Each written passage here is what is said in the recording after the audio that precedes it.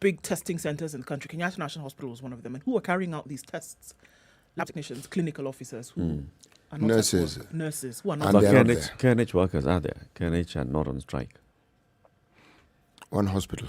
But what I'm saying is, okay, even with all those indicators, there are things, like we've said many times before. One, if somebody is sick and so sick that they require to go to hospital to get hospitalized, then they'll either find themselves there in a private facility or in that public facility. The other thing is, if they don't get that supplementary oxygen, then they're going to die. So we'll also have an increase in the reported deaths of people. Perhaps that vibe would be coming out. You know, you'd be hearing it. Sure, there's something that's happening. Yes, we don't have people are actually queuing in hospitals. They're sick and they're saying, look, we're here and we've been waiting for so long. We want treatment. You know, there's something that happens with exposure. Two things really that I want to mention. One, you see, when one is exposed to a virus or any virus, either it'll infect you rather, let's start with affect you in a way that is adverse. And if you survive it, what you'll have done is you'll have developed an immunity against it, if you survive.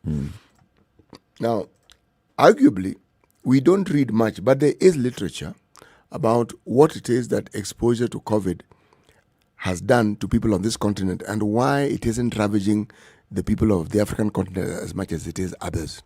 Okay? And again, the human body's response to any attack is often, and it's, well, should we say the speed of its response is often determined by its acquaintance with such attacks. Now, in a continent like this one, people are assailed by ailments all the time. I mean, we've said it before. So we actually have a fairly robust army in our body. When I jokingly said that the COVID-19 has to actually just join the queue, it literally has to. Because in many, many ways, remember we asked this question of Professor Anzala. And his answer was more or less what I'm trying to say now. That, you know, the human body has a way in which it responds to things.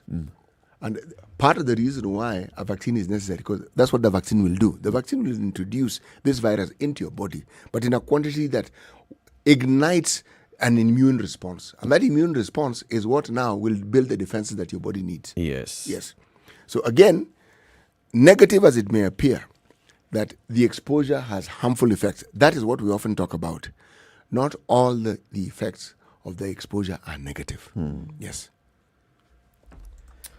Well, perhaps the ministry has a plan to increase testing towards the third week, when we're looking at next week of January, as things have more or less settled down, especially with learners going back to school. Then we saw universities opening as of a couple of days ago. In-person learning now has resumed across the country. Perhaps there is a plan to now revamp testing, and we'll see what happens as a result of that. To completely ignore it would be foolhardy. But I think we're at the place where right now nobody's really worrying much, because we're seeing still very low numbers. 700 people in hospital around the country is significantly low. Indeed it is. It's coming up to 6:15. This is Kenya's Biggest Conversation, and thank you very much for tuning in. Our live stream is up, Spice FM KE, on YouTube, on Facebook, on Twitter, and www.spicefm.co.ke, wherever you are across the globe. Hello to you. It's 6 a.m. somewhere else, not just in Nairobi. Okay? And good afternoon, wherever you are, if you're in that part of the world which is still afternoon, or good evening and good night. So let's take a look at the weather across the globe, and then we look at the headlines in the newspapers.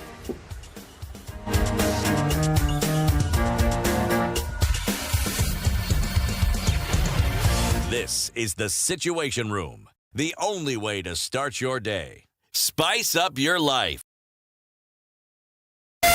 Spice FM, Malindi. Mostly cloudy conditions in Nairobi this morning. 17 degrees. We'll see highs of 24 and lows of 16. A chance of rain, 80% chance of rain through the day today. Nyeri at 17 degrees, already experiencing light rain now at 21 degrees. That'll be the high, coming down to lows of 13. It's mostly clear in Nakuru at 20, highs of 24 and lows of 15. And we're looking at mostly clear conditions in Eldoret at 20, highs of 23 and lows of 16. There's a high chance of rain in Kisumu. It's mostly clear at the moment as the sun comes up, 20 degrees. That'll be the low for today. Highs then of 26. Kakamega at 20 is mostly clear. Highs of 27 and lows of 17. Mombasa this morning is mostly clear at 26. Highs of 30 and lows of 24. Malindi also follows suit, going to highs of 30. And a chance of rain later on. Clear conditions in Kampala stepping out of Kenya. 60% chance of rain today. Highs of 25 and lows of 20. It's partly cloudy in Dar es Salaam at 27. Highs of 30 and lows of 26. It's already raining in Johannesburg at 17 degrees. We'll see highs of 23 coming back down to lows of 17. And the rain likely to carry on through the day. It's also raining in Lagos at 26. Highs of 32 and lows of 24. Clear conditions in Kinshasa this morning. 30 the high and lows of 23. It's sunny in Beijing today at 2 degrees. It's going to go high till 6 and lows of -8. 5 degrees and cloudy. A little bit warmer in Paris. Highs of 10. It's also clear in London at 3 degrees, highs of 6 and lows of 3. And finally, for now, New York Tuesday night reads mostly clear at 4. We'll go to highs of 7 and come down to a freezing low of 0.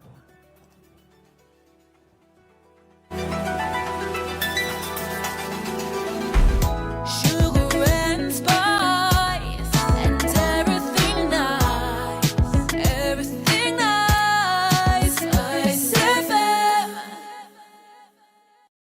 Mature, intelligent talk every morning. Spice up yourself.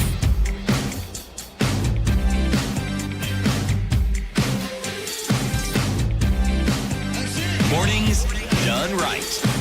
94.4 Spice FM. 17 minutes Nairobi. after 6. This is Kenya's biggest conversation, the Situation Room. Wherever you are, good morning to you. And Alvin is awake. Good morning, Alvin. Hi, Eric. How are you? Very well, thanks. How are you doing? I'm good. Well, I just happen to be a doctor, and I've been listening to you giving this information about COVID every morning. Right. I think I should just correct you a bit on some of the information that you give to the public. One about this innate immunity by Africans, or why COVID is not really ravaging Africa. There is no proven evidence that one race fights COVID better than the other. That's one. Two, I think because we have an incoherent health system whereby cases are not easily reported in private sector. I work in the private sector, so I know my patients from COVID. Most of them we test internally, and we don't really get the cases reported to MOH. Why? And we are Why? seeing a surge. Sorry? Why are you not reporting the cases that you're finding, Alvin? Not because we don't want to report, but we get a lot of cases. People come to private facilities, and we do testing in private labs. So we send our cases to Lancet or other private labs. And the government facilities, like where I work, the government hospital, at the moment is actually not functional. So all these patients are coming to private healthcare facilities. Now we are seeing that increase in number from patients, who interacted during Christmas, New Year. So it's not true that the cases are not rising; they're just not being tested or reported. So can I ask you, Alvin, quickly, before we had this crisis, before everybody went on strike, were you reporting the cases that you were finding at a private level to the ministry? Well, ideally, that's what should happen. But were you? The public it's a task of the public health officers to actually survey the areas where they under their jurisdiction to know, okay, in this particular area there is X number of cases. But I think the figures they're providing are not accurate. Personally, I think they're not accurate. So the figures that they report are not accurate because they're not getting all the information. Exactly. Okay, so it's actually very good that you say you have noticed a spike in the number of people who are coming and were testing positive in this period. What is the nature of the virus? Is it symptomatic, asymptomatic? Mild, serious? All symptoms. They're all symptoms. Like, for example, the last 24 hours, I've personally admitted 4 patients, all who, they attribute their symptom or the infection to Christmas, New Year To period. travel. Okay. Yeah, travel, interaction, parties, and all that. Some are serious, some are not that serious. But you see, by the time a patient is coming to hospital, there's nothing like asymptomatic. Asymptomatic is like you and I. Maybe we Sure. have it, but you don't know. don't know. So by the time you present to hospital, you actually have symptoms. Yeah. Now, the kind of symptoms you're seeing at the moment, they're not the typical COVID symptoms that you say cough, sore throat, whatever. I had a patient, for example, who just had a running stomach. But because she had extensively interacted with people, I was like, no, we need to test for COVID. And she turned out to be COVID positive. Yeah. So are you saying, if I'm to understand you, that the numbers that are being admitted now are significantly higher than numbers that have been admitted in the course of even last year? No, anecdotally, what I'd say from my observation, right, that I'm seeing in the last 1 month, I've seen numbers steadily increase. Maybe it's because they can't go to public facilities. Yeah. But it could also be because of the holidays and those other associated factors. Would you say the facilities have been overwhelmed by the numbers? I wouldn't say overwhelmed, but then that's a relative term. For example, in the UK, if you have 1,000 people showing up in hospitals across the country in a system which is quote free, right? So everyone has access to healthcare. That's being overwhelmed. But here, the other factors that will keep people away from hospitals, lack of money to pay for the bills, you see. So we might not be overwhelmed necessarily by, a lack of serious illness, but maybe because of financial reasons. Yeah. A final question, Alvin. All of these patients that you admitted are being admitted in private facilities? Yes, private facilities. I work in a private facility. Yeah, right. You said so. Okay. By the way, Alvin, just so that we should mention it, we did have this conversation about the numbers and the immune response to the virus with a fellow medical doctor and a virologist, Professor Anzala. And the views that we're expressing were views that he had put across. Because we asked a very specific question about the African continent and other places where the virus has not actually ravaged people as much as it has in the West. And that was his response. This thing about ravaging is a very relative term. How is it really relative? Ravaging in terms of numbers? I actually, the whole of last year I was in the UK, so I've seen COVID frontline. I've worked there. And I'll tell you, it affects everyone equally. The ravaging is a relative term because it depends how you present and how many people present to hospital, right? So if everyone has access to healthcare, every time you are sick, you show up in hospital, right? But if you don't have access to healthcare, if you're sick, you'll just be nursed at home, right? Yep. Then there's no structural infrastructure. I mean, there's no infrastructure in place to report all cases, unlike in the West, where each and every person will be reported. They'll be noticed and they'll be reported. But then there's also the other side, and we keep saying this, death. You see a spike in the number of people dying, and then you can attribute this to the positivity rate, and you can also see that. So even if in Africa then we are not able to get the numbers because we are not testing adequately, because people are not presenting themselves to hospitals, but if COVID then is killing as many people in Africa as it was doing, for example, in the UK, you'd also be able to tell. Like we saw some time last year in South Africa, there was actually proper coverage of burial sites in South Africa getting very, very busy. Or a story that was done about Somalia.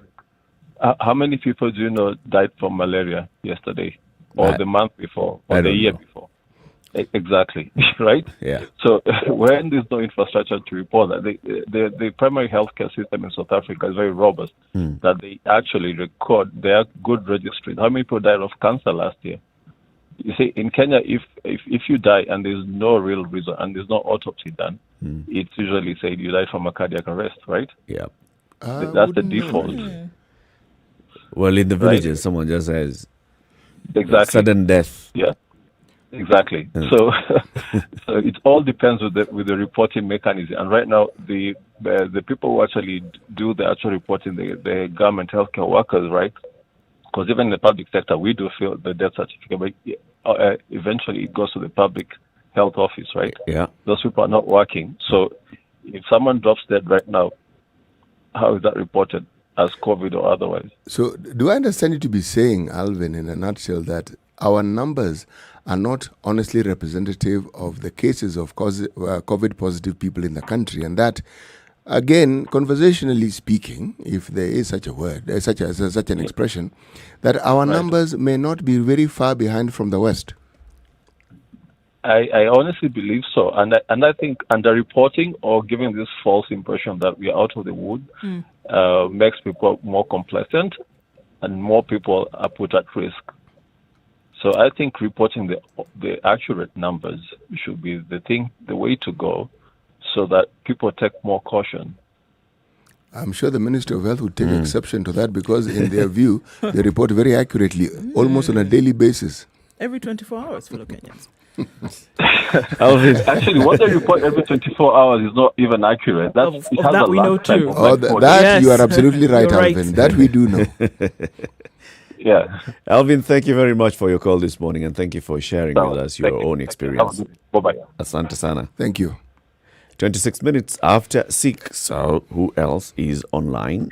Oh, it seems everybody is. Vincent says, good morning. I like the moral that Sir Charles and Sister Ndu have this morning, and the sense of humor from our one and only Reverend Eric Latif. Blessed art thou, Hi. Vincent. I am ready, Spice, for the show. He says, Sam Wero says, good morning, Spice family. Good morning, team. Chris from the Lakeside City tuned in this morning. Kiches, good morning. He's an Uber driver, he says, listening from Rironi in Limuru. Francis Moro, good morning. He's asking the frequency He's in Kilifi. Lironi in Limuru. Rironi Limuru area. Lironi in Limuru Say that really quickly. area. Let's Lironi spice things Limuru. up this morning, shall we? Lironi Limuru. All Very right. easy. All right, So Eric. our frequency in Kilifi, Eric will tell you about that in a minute. Eric Babu's tuned in from Mombasa. He's asking about our frequency in Kilifi. Kilifi County. In Malindi and Malindi. the environs, 97.7. Voila. Okay. Eric is tuned in from Mombasa. He's going to give us the traffic update soon. That'll be Very great good. on Very Kisauni Old Malindi Road.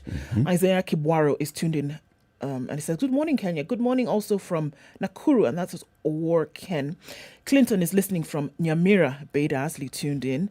And Okeo Yahweh is tuned in from Rongo University.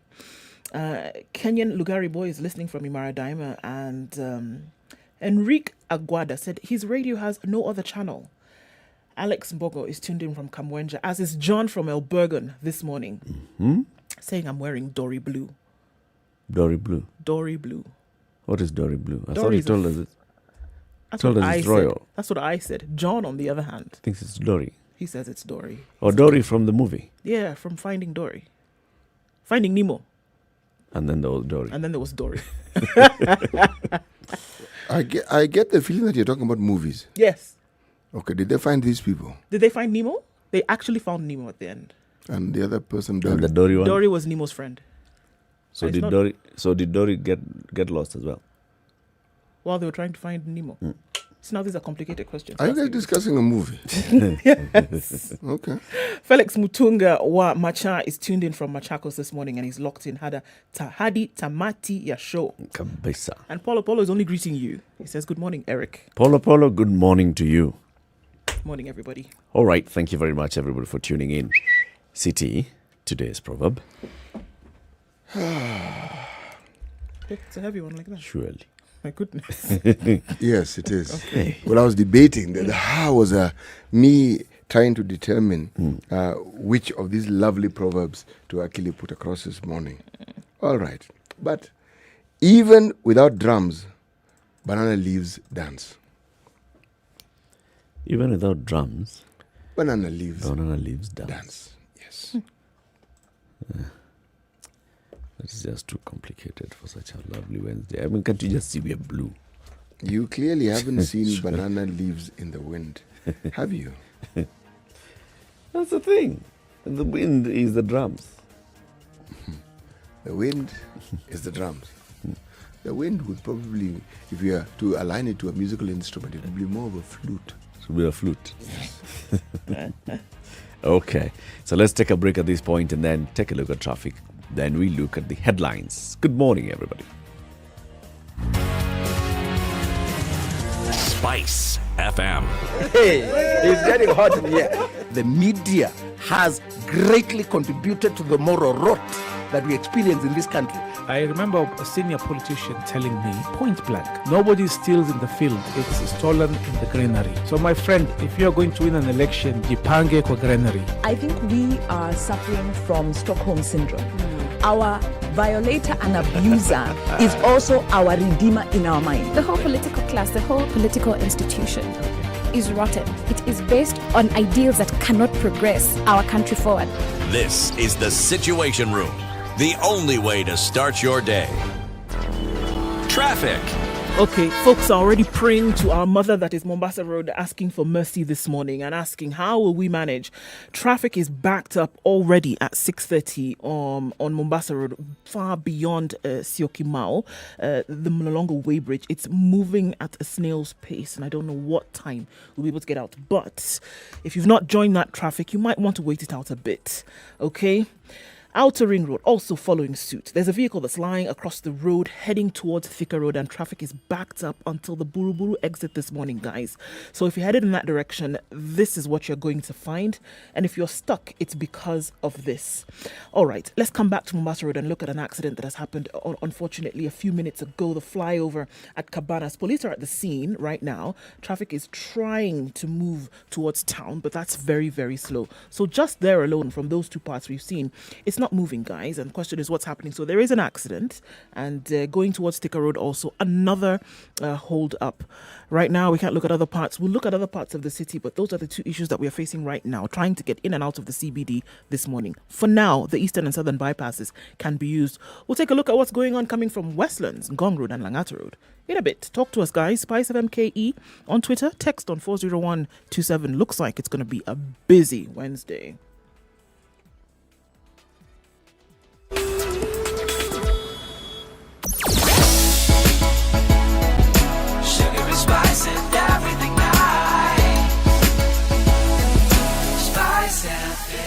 Spice up your life. Mature, intelligent talk every morning. Spice up yourself.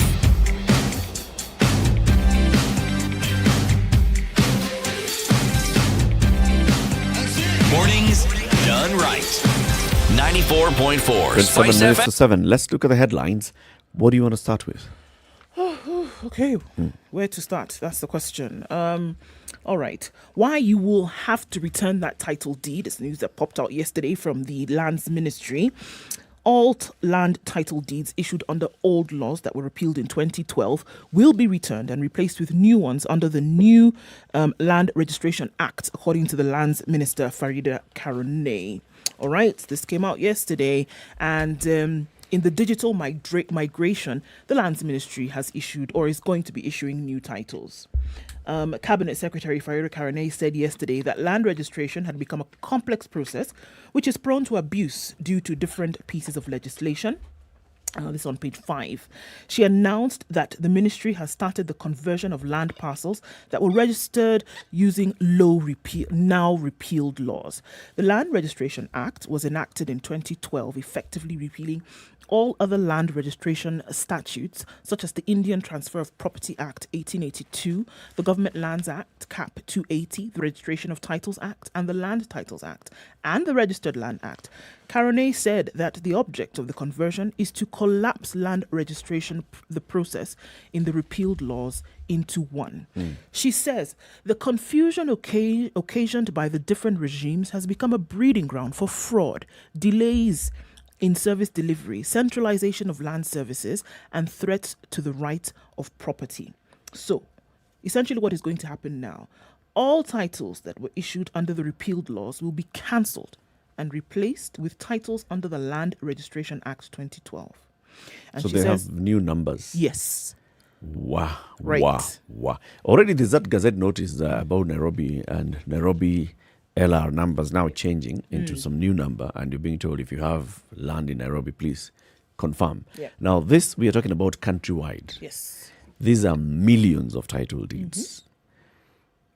Okay, before I even go further, so the people that received title deeds from the president as late as the fourth quarter of last year, so are those Now, in what the we new don't know one, or are is they if in the they old were one? under the old law or now this Are one. those ones compliant already? That needs to be checked. And then now you're telling everybody now to go back to the land registry and acquire check. a new title deed. This one is going to be messy, noisy, and all manner of things. It's already messy before anybody's even stepped to Oh, the yes. house. Because you can imagine the kind of issues that we have right now. There are people who hold title deeds, they think that they own a piece of land, and there are 3 other people who have a similar same. piece of paper, and they say that I own this piece of land. Now, imagine all those 4 going to the lands register What was to the get one thinking title behind deed. this? Because of this mess Law. that you're talking about, because of this thing already that you know currently, that there are 3-4 people with the same title. And number 1, and that's number 1. Number 2, that there was already this whole issue of land having been grabbed from certain areas you don't know. Then number 3, The old remember there were laws. the old laws, and then there were people who were just given land. Here, take. In terms of documentation for that land, it never actually came about. Until then, there was a push, get documentation for your land. Now, because of all of those issues is when the ministry has said, and also in line with the digital process, is now when they said, we know that it's already messy. Now, what we're trying to do is streamline this thing. But there's going to be huge disappointments because even when the mess was talked about, you still had people holding on to the documentation. I have a piece of documentation for land X. Eric has documentation for the same land. It will be very interesting to see how they're going to be able to say it belongs to Eric and not Ndu. It's not that difficult. It's not really that difficult. Where you have an authentic piece of It's not documentation. difficult from the government side to From say, the okay, government this side, is no. it. But then- But the problem will be the fact that, you see, all those duplicate titles, they are coming from Arthur House. Exactly. They're It's not that authentic. somebody went to River Road and actually made up a title deed. They're authentic. You or came up with a file. You know, many years ago, what we are now discussing was rampant in Kisumu town. And in the ministries, representative of the lands department there. A purge. Everyone who worked there was moved, literally. Because getting a title deed was not a difficult thing. Remember, you don't need to go, I was about to say Afia House, you don't need to go to Ardi House. Is it? You can Whichever always- town you are in, Yep. you can get a title deed there. Yep. Okay?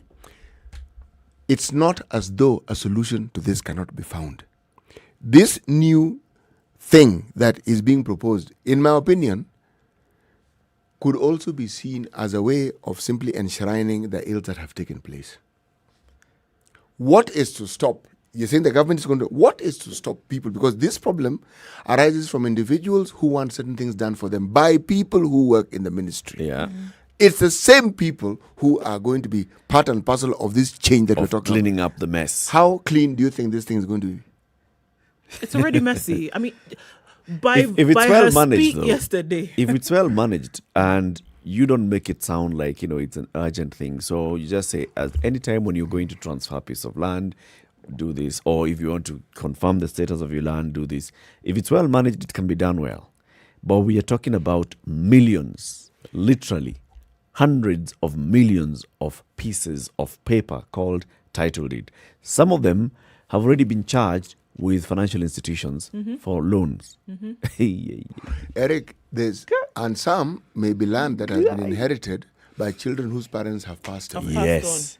And it was never transferred from Yes. those parents. Look, we're trying to solve a problem that we know has existed by sort of like changing a system. And the system is not the problem. This system we have there's nothing wrong with it. The individuals who work within it are the ones who keep abusing it. This will not solve the problem. It won't. It's like saying, no, it won't solve the problem. In all honesty, it won't. If anything, you're It'll going to make it hear, worse. it'll make it infinitely worse. Yeah. It's like, remember the time when fines were increased, they became more punitive. And I looked at I personally thought and said, oh, But you're saying the system is not a problem. Those corrupt people have been taking advantage of the fact that we are dealing with very old laws and the multiplicity of laws. So there's this one law that deals with land here. There's this other law that deals with land here. So there's a land what was it called? Indian Land Transfer Act. All those different pieces. When there's that kind of confusion, that's how these guys are able to thrive. Because they'll play with one and the other. So when you harmonize, you're actually now being able to say, okay, this is the only way you shall do this. Eric, the issue isn't the harmonization. I do not have a quarrel with the harmonization. I'm saying that is not the problem. Problem is the people. Yes. Look, did we not have the National Land Commission? What were they supposed to do and what did they actually do? We still have it. That's what I'm saying. Did we not have? Because these are the sort of things the National Land Commission is supposed to have helped resolve. Did they resolve issues? Did we suddenly have a situation where issues pertaining to land had suddenly been resolved and one had the certainty that you have, for instance, like when you're getting a passport? Because getting a passport is no longer difficult in this country. It's fairly straightforward. You're even told a date on which you will be contacted to come and collect. Are we saying that it didn't? The issue of land and title deeds are still a thorny issue. Yeah, I just keep saying we have too much emotional attachment to land in this country, and that's our downfall. I am one of those people who has an emotional attachment to land.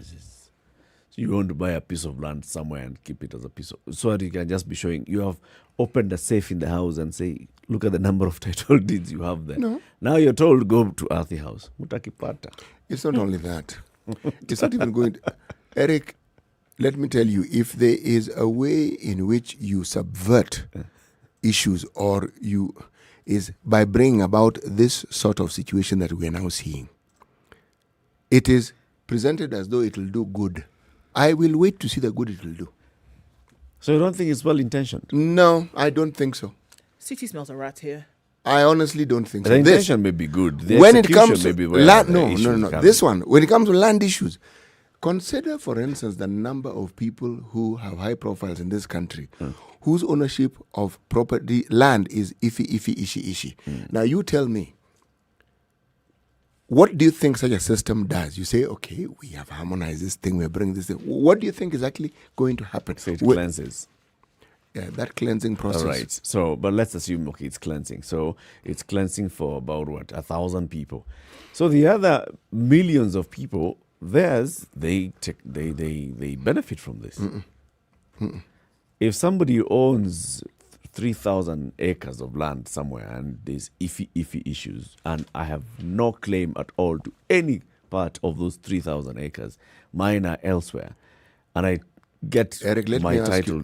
Let me ask you a simple question. With the current laws that we have, the Indian Law Act, the God knows what act, tell me, what is it that has prevented us with these things to actually resolve this problem?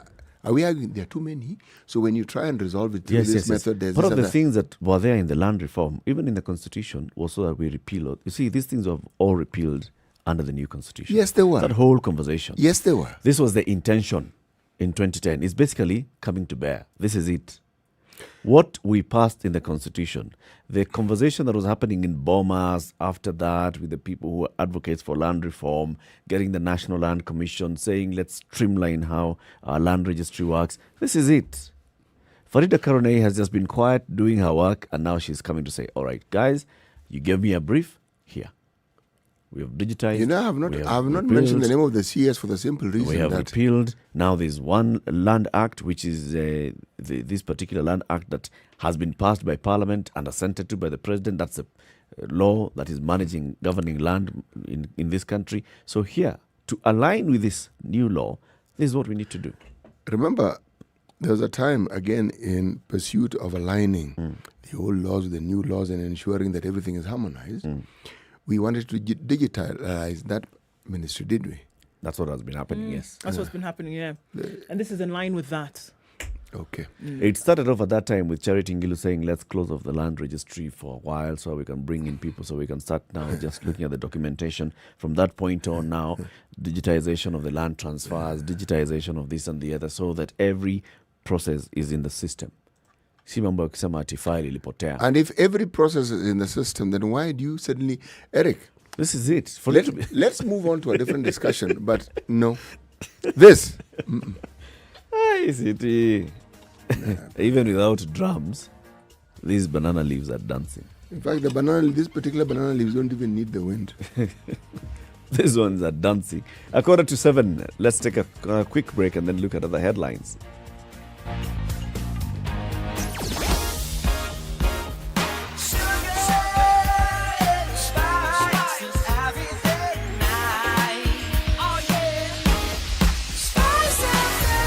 Spice up your life. Mature, intelligent talk every morning. Spice up yourself. So now that the Paris Club has given us some reprieve and we have some 75 billion shillings that we don't need to give them right now, between now and June, we should be sending money to the counties. Because the last time we sent money to the counties was in September.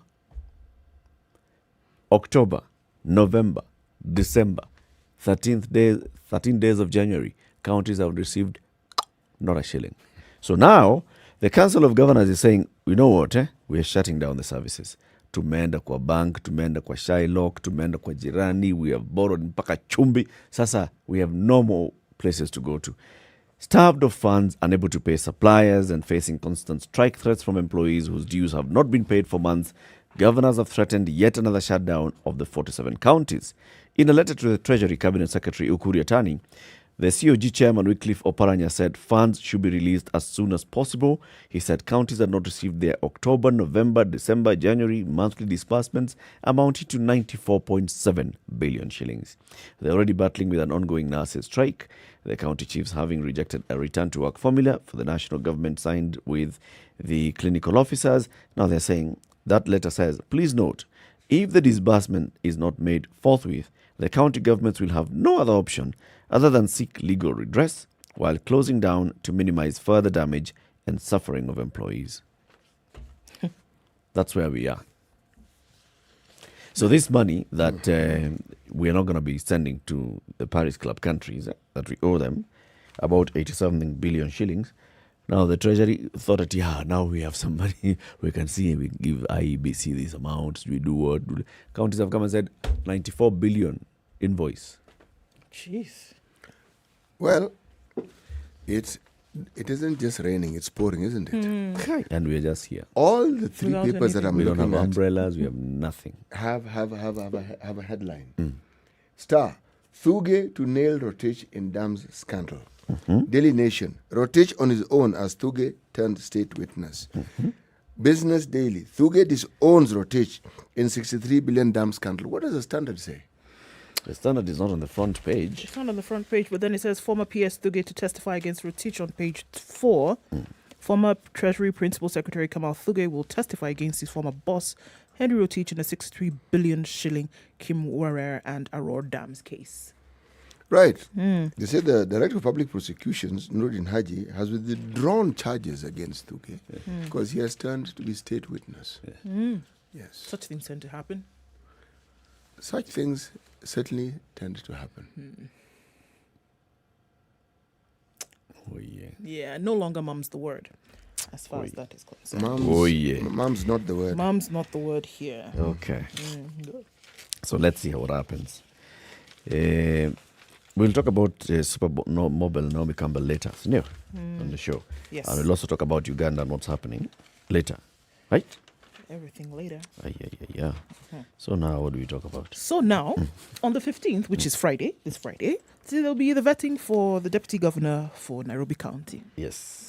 She has said that, now her name is Anne Kananu Mwenda. She said that Sonko had plotted to bar her from taking office at that time.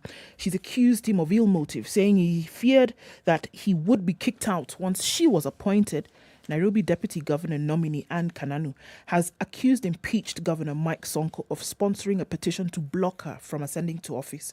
At the same time, Attorney General Kihara Kariuki has urged the court not to block Kananu's vetting, arguing that Sonko has no powers to revoke her nomination.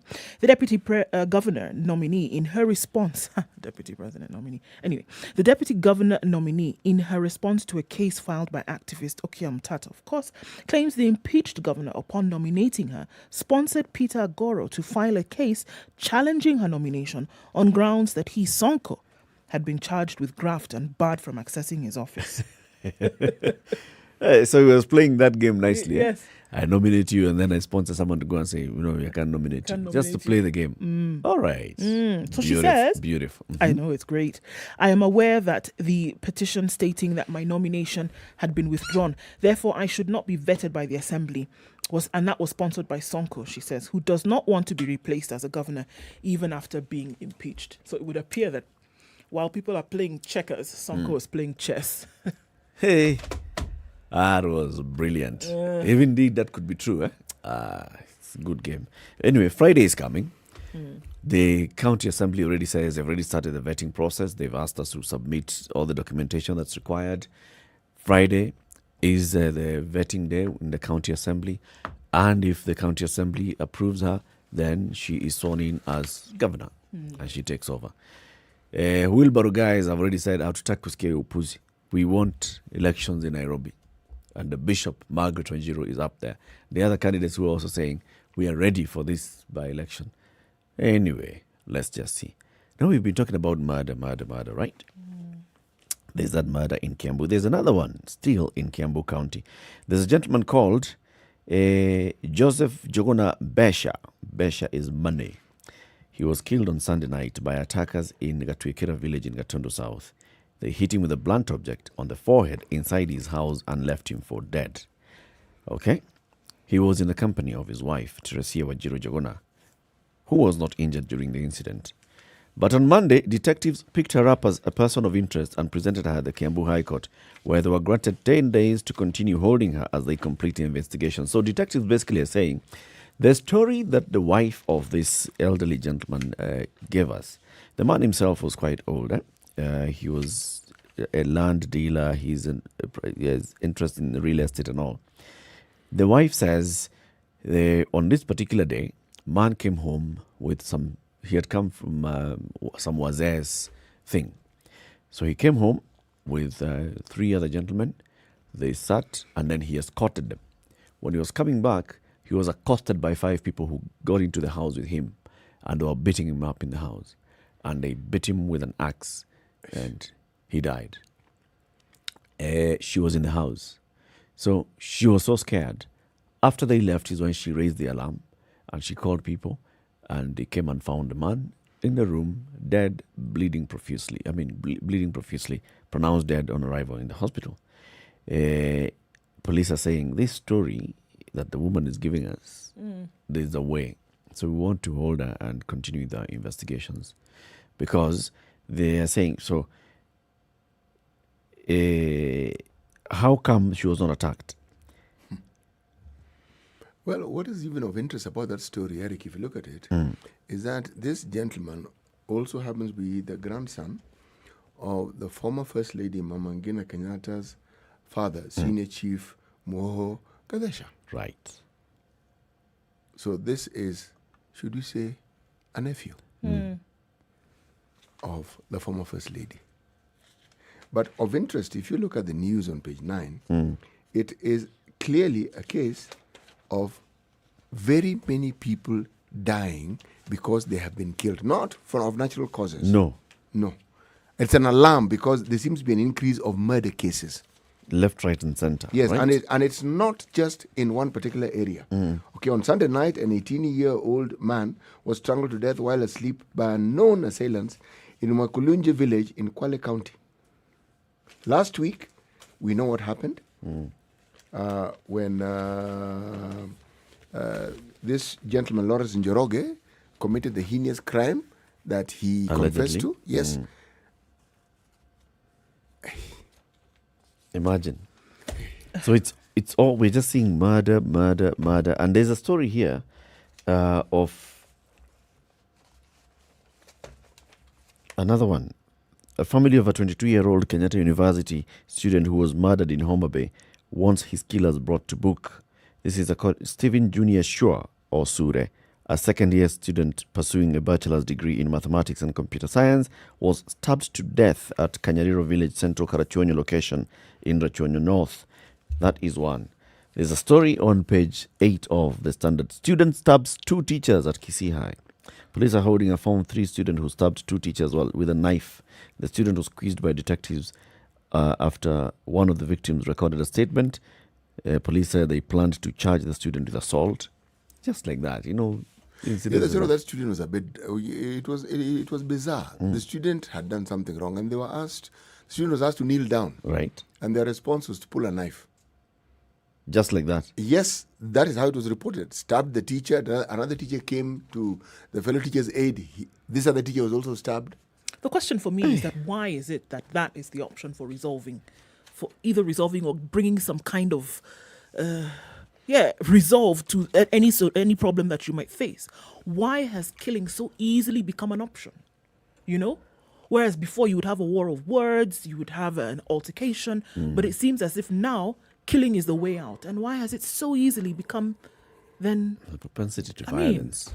When the president formed that small task force headed by Dr. Frank Jenga, remember last year, the height of COVID, to basically look at the state of our minds during this time, what became of that? We didn't hear much after that. Yeah. In terms of whether surveys were being conducted around the country, people were being spoken to find out what the state of mind was. We didn't hear much. It's just becoming like a normal thing. So I have an argument. I live with you in this house. You're dead, and I take off. We have an altercation. Somebody heard us fighting the day before. Then in the morning, one of us is dead. Yeah. I mean, it's a bit worrying, guys. It's extremely worrying. Something needs to give. So let's conclude the hour with this political story. That the Amani National Congress leadership yesterday held a press conference led by the Deputy Party leader Ayub Savula. They said that they want to bring up impeachment against the Deputy President William Ruto. Because, according to them, it's unacceptable for the DP to sabotage from within the very government that he's a part of, undermining public confidence in government, creating public disaffection, and inciting rebellion while at the top echelons of government. So, ANC have basically said, we are going to bring up that impeachment against the Deputy President. Indeed. Those who support the Deputy President have said, Sasa nyinyi, you have I saw a tweet by Aaron Cheruiyot, the senator, saying, these guys have about 4.5 senators, 4.5 legislators. Who's the half? I'd be very interested in that response. Who the half is? The half is somebody who's like on both sides. Like this. We don't even know whether this guy will vote with you. But we don't know if he's here or there. Like you said, indeed, right? Indeed, it seems to be an impeachment season, isn't it? Yeah. Within the country, outside the outside country. the outside the country. And let me tell you, the threshold for impeaching a deputy president, it is difficult. It's not just a vote. Oh, no, Come no. together. This stage that we are at, for it to move to the next, first of all, a third of the MPs need to give it a nod. That one, you haven't gone anywhere. Yeah. Then when you move a little higher, now 2/3 are required. If you look at the numbers, it is tricky. This. It's just noise. Nah. It is just noise. Maybe it's a way for... It also could be just a very well calculated ploy by the ANC. Remember what was happening in Vihiga on Saturday? A lot of talk. The Musalia Mudavadi should be the next person. Oh, all these leaders now are there together. They were galvanized. They just want to position themselves up there. Yes, Because, very likely. You see, the headline here in the Standard says Mudavadi goes for Ruto. Keeps Mudavadi in the headlines. There's a headline in the Standard, in the Nation, fresh threat to push Ruto out. And they're also saying it's Musalia Mudavadi's ANC. So Mudavadi is in the headline, and he's there going against this big giant. Good for him. Just be, the kind of games that we're looking at. So in the next hour, we're going to have a conversation about what's happening in our counties, okay? Because we have seen doctors went on strike. Some came back in Mombasa. They were fired. Then across the country, we know clinical officers strike, nurses, 37 days of strike, clinicians, lab technicians also strike. We have just heard even from a Dr. Alvin telling us this morning, private facilities announcing an increase in the number of patients who are reporting in there, even just by going far from what we heard yesterday from our friend Jimmy, who lost his child in Malindi, telling us his first point of call was this small private facility, and they were told, still, we are not ill-equipped to handle this case. Go to public, no doctors, no workers. What is it? This is Kenya's biggest conversation, the Situation Room. Just keep it right here for more and more of these conversations. It's now 7 o'clock. Sugar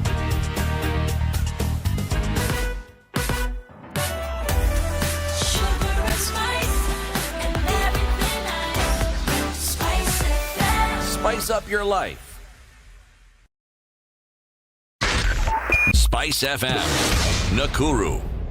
Okay, guys, still building up in very many parts. Let's look onto Thika Road today. Kiambu Road off of Thika Road. Right now, 5 lanes building quite some as you're trying to then get into, or rather onto Thika Road. Today, also in Eastlands, we're looking at even what they call the Panya routes are very, very jam heavy. Everybody's being encouraged. Tell those who are waiting for you to show up at work that you're going to be late. Jogger Road, it's bad. Stretching all the way from the Donholm Bridge to the Likoni roundabout. It's moving very, very slowly today. Getting out of there is going to be tough. Siokimau on Mombasa Road inbound is bumper to bumper. It was bumper to bumper at 6 a.m. Now around about 7, still the same thing. Outer Ring, outbound towards GSU Thika Road is a complete mess today. Everywhere you look in the city, it's traffic, and some more. So this one, we're going to have to brace ourselves for it today. What we're asking is if you find an alternate route coming off Mombasa Road, coming off Thika Road, Jogo Road, anywhere else, let us know. Spice FMKE on Twitter or text on 40127. We have to try. Keep it moving this Wednesday.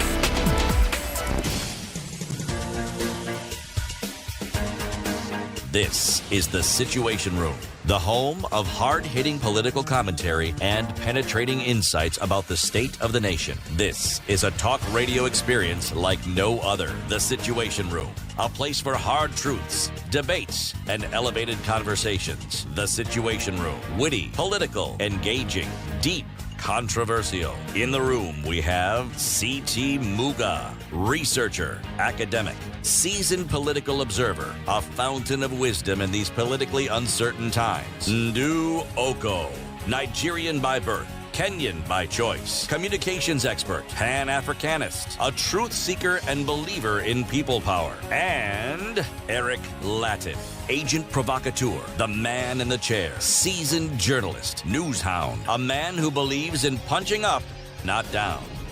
This is the Situation. It's 2.5 minutes after 7 o'clock, and we thank you very much wherever you're tuned in, listening to us, and also now watching us on KTN Home. We'll be on KTN Home from now until 9 o'clock. We're online, Spice of MKE, on YouTube, on Facebook, and on Twitter.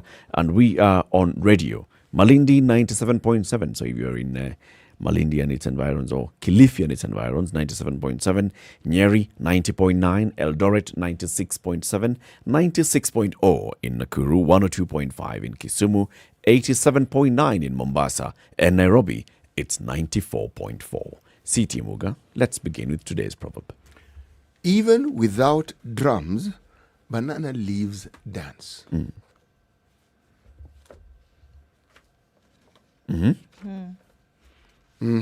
Even without drums, banana leaves dance. Yes. Okay. So a number of people who are commenting on what is now in the headlines about changing of title deeds and people going to get their own title deeds, and the way CT were feeling, this is now going to be, it's just creating a mess. It's going to create a mess. Huntington says, maybe you've jumped the gun on the land issue. First, get to know what was repealed on the law as pronounced by the CS. It might not touch all that you've said. Okay. Maybe not. We'll find out. But also somebody else, James, tells me, this regime is just changing things. It's likes changing things. First, change police uniforms. Second, change education system. Change the money. Now they're changing title deeds. Interesting perspective. Why are we changing everything? Everything is just changing. As long as you don't touch our flag.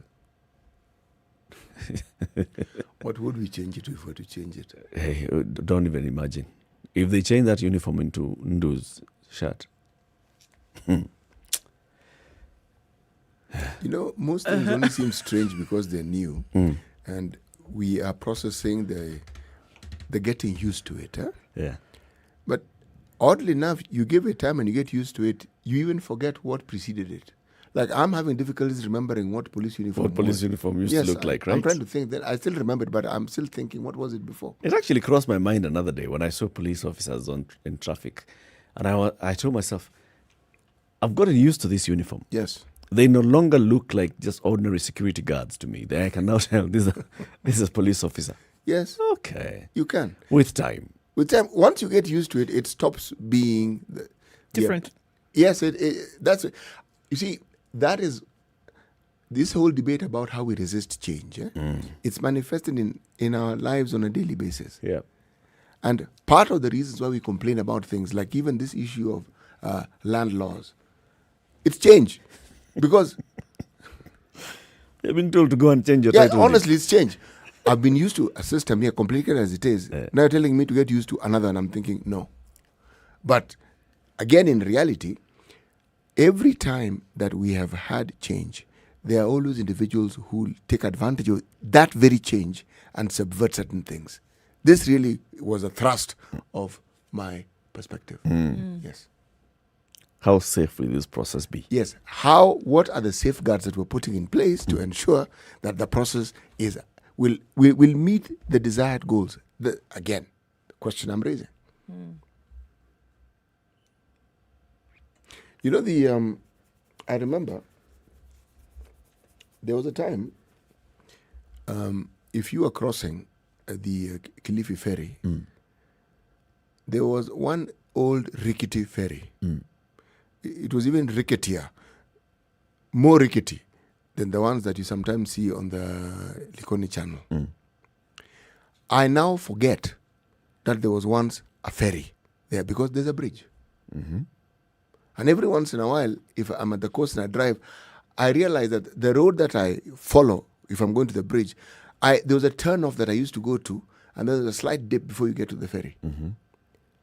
It's long forgotten. It's the way we human beings are. The moment you get used to that change, it acquires it's like it replaces the same position that what you knew previously had. Becomes normal. Yes. We also get used to the negatives. Yes, we do. That's why we start using those negatives as directional signs. Do you remember how the Get Constitution... a garbage heap. Yes. Remember how the issue of the Constitution was a really heated and hot debate and how it was opposed for the longest time. Right now, people think this Constitution is a wonderful thing. And it is a wonderful thing. Yes. So, the place of change in our lives and how it is we respond to it. So let's talk about our counties and especially the status of our counties, not just in healthcare, but in everything else. This story of the letter that was written by the COG through their chairman, Governor Wycliffe Oparanya, to the National Treasury Cabinet Secretary Ukur Yatani yesterday, saying, look, guys, we haven't received a single shilling of disbursement from the National Treasury since October, November, December, and now January. And they're saying 94.7 billion shillings that should have come ought to come. If we don't do this, then we are not able to offer services to the people. We'll have to shut down our services. We have to send our staff home. We have to find other ways. When we were speaking to the chairman of the Labour Committee, Kisii Governor Ongwae, last week, he was telling us what they're doing, the counties that are able to pay salaries, they are basically going to financial institutions, borrowing money, taking overdrafts so that they can pay salaries to ensure that their workers are still taken care of. This, you're paying back with interest. Now, if the money is not coming from the National Treasury, what happens? And that's why now the Council of Governors is at this point where they're saying, look, we are not able to do anything. Look at our healthcare system. So doctors, some have been on strike. They signed the return to work formula. The Council of Governors actually has said they have no issue with the return to work formula signed between the national government and the doctors' union. They have an issue, and they've taken issue with the return to work formula signed with the clinical officers union. And they have serious issues with the nurses. So nurses are still on strike. Clinical officers are back on strike. Some doctors, especially in Mombasa, went on strike in solidarity with those that were fired. And they were fired because they were not receiving salary and then went on strike. We have other counties where workers have basically downed their tools. People are going to public facilities. They are not able to access the healthcare services. And not just with workers, but also with facilities such as medicine. We saw a clip going round of the Makueni Senator Mutula Kilonzo Jr. speaking at a burial of one of his relatives. And he was saying, this person went to several hospitals that are inexistent in Makueni County, the one that we praise a lot. And he says they were not able to get the required medicine. So he had to actually keep transferring them. We went to a private facility. That's why they were able to get medication. What is the status of affairs in our counties? Because it's not just about workers going on strike. No. It's also about whether the counties have enough resources to be able to run. You know, the very thing that you're saying is part of the reason why, even in the past, health workers have gone on strike. Because they are, if I may use this term, they are not facilitated to do their work as they should. The very things that make it possible for them to provide health services don't exist. So they are there, yes, in the body, but they can't do what they're supposed to do. So even when patients come to the hospitals, they are not able to attend to these patients as required.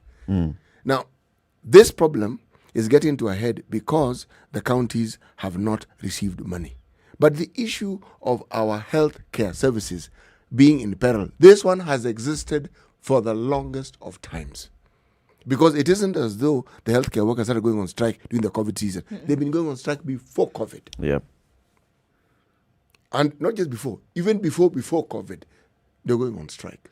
So it would be easy to lay blame on COVID and all that has happened around COVID, but then it would be that the cancer that was eating away at the operations was in existence long before this. Yes, it was. And so now to ask that, is there a handle? And of course, with devolution is when we saw now these operations then being centered around county.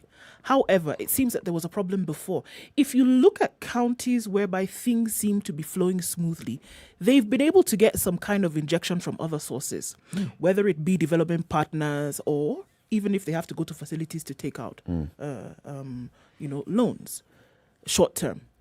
But those who've been able to keep it running have had to have an external assistance to make it work. Why then? So then we want to go further and say then devolution is not just saying we're going to split the operations into 47 pieces. But do you have the wherewithal to make sure that you can actually run services in the different counties? Because it has been a perennial problem. How then do you once and for all deal with it? It's not a matter of not knowing what needs to be done, but if you're saying that you have devolved onto this level, it comes with a price. And have you allocated then what needs to happen? You can't just say, go ahead and do it and then we'll find the money later. It can't work like that. So certain things have not been done. You have health, which is at the crux of operations within any county, because people are sick, people need to make sure that they're all right. It can never be sorted. And I say can never because it has not been for at least the last 10 years, maybe more. Why? There's a problem, and that problem needs to be dealt with, because if it's not, you will continue having this issue of people have not been paid since when? September, October, November, December? Imagine. You will still have health workers coming to your door saying, make conditions better for us. Certain things cannot happen within the county. People having to go and borrow and they're working for the government. I mean... So you're borrowing money to pay workers their salaries, all right? So you will not be able to say that you're borrowing money so that you can equip hospitals. You're borrowing money to buy gloves, to buy syringes, to buy those consumables in health facilities. You're borrowing money to buy drugs. If there's no money coming from the national government for October, November, December, now we are 13 days of January, they haven't received any money. So what exactly is... So there's nothing going on? What's the assumption here? There's nothing going on. Actually, why don't we look at perhaps a broader picture and one that is actually even more alarming? Essentially, the county is shut down. You're saying the country is shutting down, aren't you? Yep. That's it. Yes. But then the question that also has to be asked is, the government is functioning. The government is collecting taxes. What do they do with the taxes? They're paying salaries at the national level. So are we saying that the taxes we are collecting can only pay salaries? So far. But even that is not happening. No, At that the is not. national level, teachers have received their salaries at least. Okay, let's look at county level. Okay, now when you're saying the taxes that are being collected at a national level, then are only paying salaries, public service. Maybe they're paying, they're running some things, but not teachers. enough. It's not and paying it's- debt. yeah. Remember, we have only gotten reprieve from the Paris Paris Club. Club. The others, we have to pay. The money that is due towards the end of this month for SGR, that one we must pay. And it's a fast charge. So you have to collect money so that you see, I mean, we have obligations here. We have debt obligations we've got to pay. There's a lot that's happening. And maybe every time we say, let's have this truthful conversation with our government, these are the things that we talk about.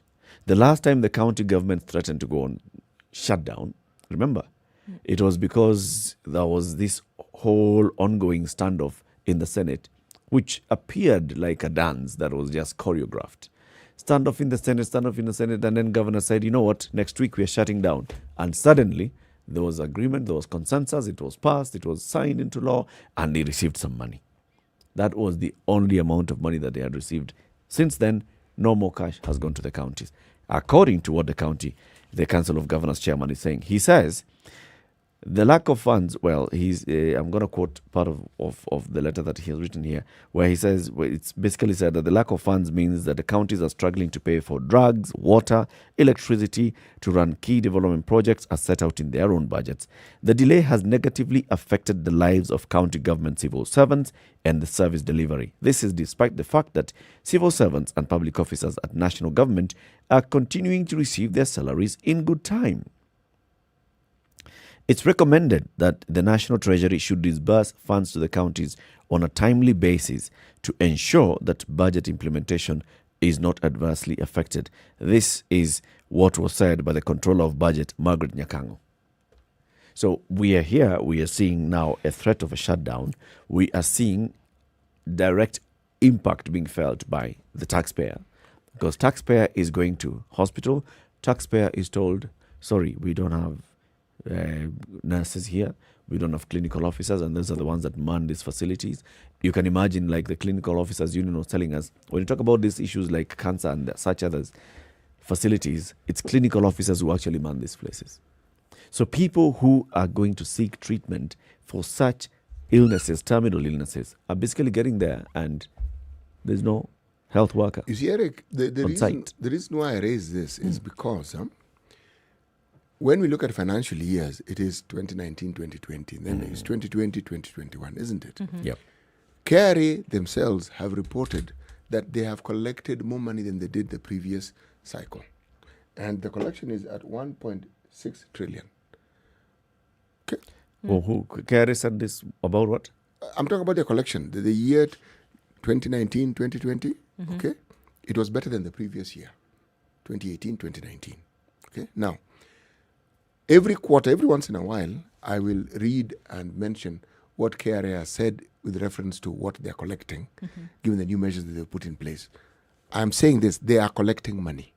Now, perhaps if they could tabulate the rationale that they use for spending the money as they do, because the money does go somewhere else, and the money is spent, the money is used, but clearly, whatever it is, it leaves out the all-important allocation that should go to the counties, because it isn't as though money is not collected. And you cannot tell me that the money that is collected only goes into salaries. No. It surpasses what goes into salaries.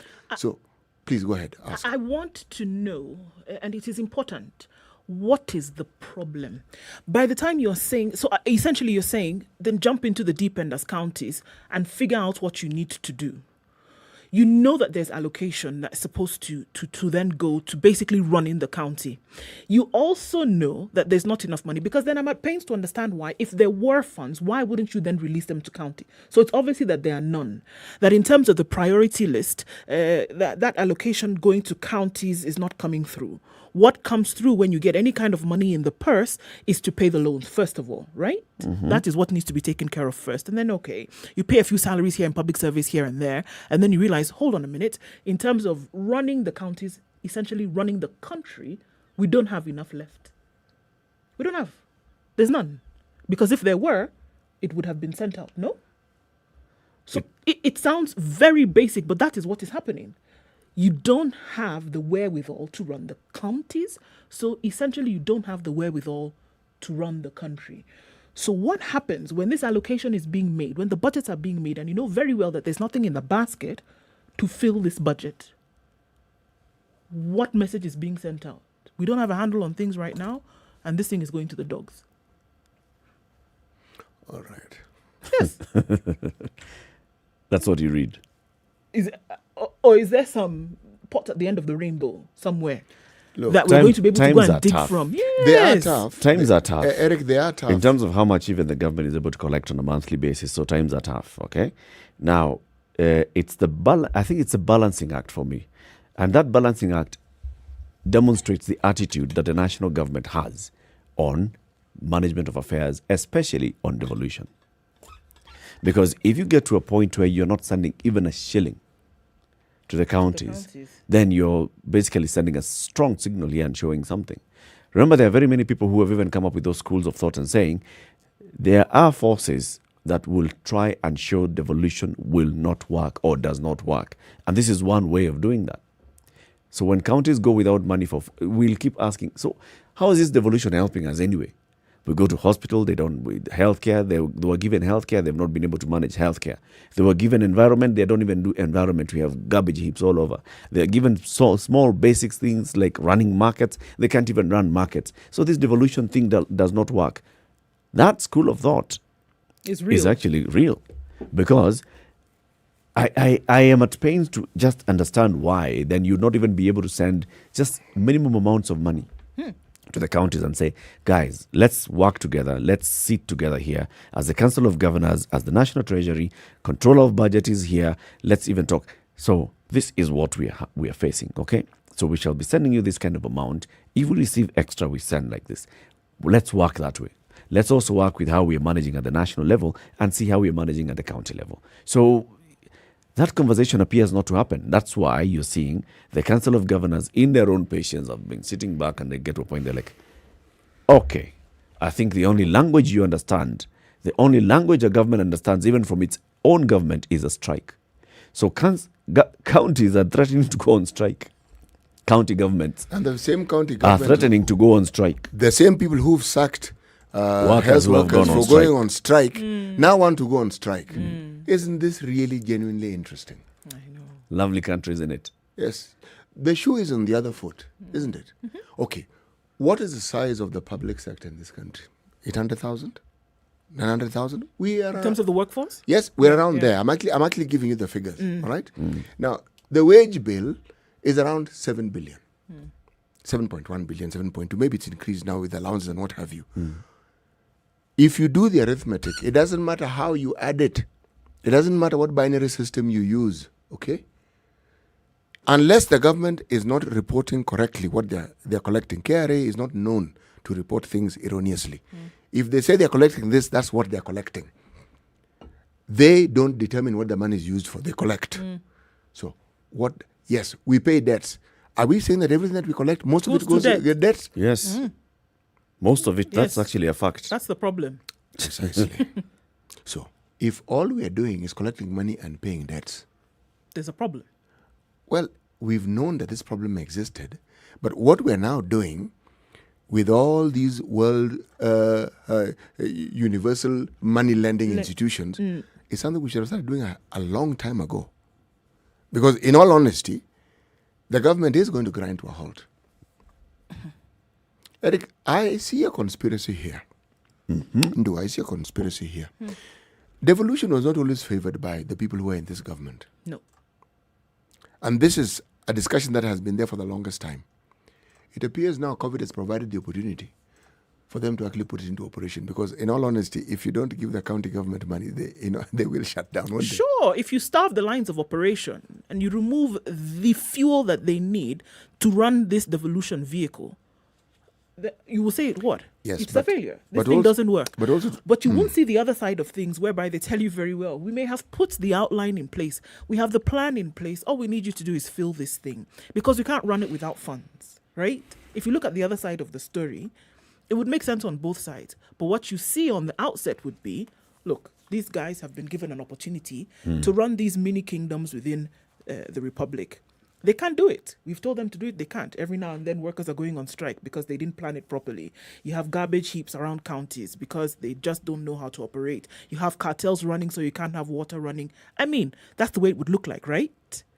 That they can't actually solve these problems. So then you say, this devolution doesn't work. Meanwhile, if you look at the other side of it, they may have set up these wonderful plans to be able to get this thing done, but they don't have the power that they need. They don't have the fuel that they need because they don't control the price. What helps muddy the waters is that narrative of certain governors not doing what they're supposed to do is also true. Unfortunately. Yes, it's also true. So if you're talking about inefficiency or the reality of the county system and you base it on the performance of the governor, then many of them have actually failed to meet that particular litmus test. Let's take a break at this point. 25 minutes after 7. This is Kenya's biggest conversation, The Situation Room, broadcasting on Spice FM, on KTN Home, online. When we come out of this break, we'll speak with constitutional lawyer Peter Wanyama. He understands the issues of devolution pretty well. He's worked on devolution matters very well. So we'll be asking him what exactly is happening. Let's explain this costly rift between the counties and the national government. What exactly is the problem? Time for us to take a break. We'll be back shortly. Good morning.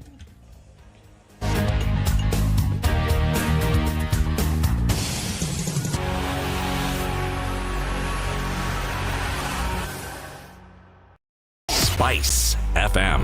Hey, it's getting hot in here. The media has greatly contributed to the moral rot that we experience in this country.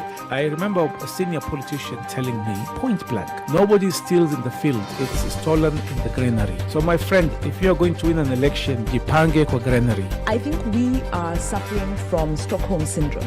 Our violator and abuser is also our redeemer in our mind. The whole political class, the whole political institution is rotten. It is based on ideals that cannot progress our country forward. This is the Situation Room, the only way to start your day.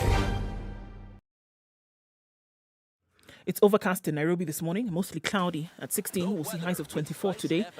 Clear conditions for now in some parts of Nyeri, mostly cloudy in others. 21 the high and lows of 13 today. It's clear also in Nakuru at 20, highs of 24 and lows of 15. Mostly clear in Eldoret at 20, going to highs of 23, coming down to lows of 16. 20 will be the low where it currently is in Kisumu. Clear conditions, highs of 26. Kakamega is also clear at 20, going to highs of 27. 30 will be the high in Mombasa, where it's currently 26 and clear. Clear conditions also in Malindi this morning. The sun is out. 30 will be the high and lows of 25. Stepping out of Kenya, it's still raining in Kampala. 20 degrees, highs of 25. Looking at Dar es Salaam, that is partly cloudy at 26, highs of 30. And in Johannesburg, 17 degrees and partly cloudy. Sunny conditions in some parts, highs of 23 and lows of 17.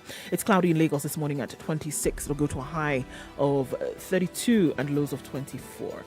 The clear conditions have disappeared in Kinshasa. It's now raining at 23. That'll be the low for today, going to highs of 30.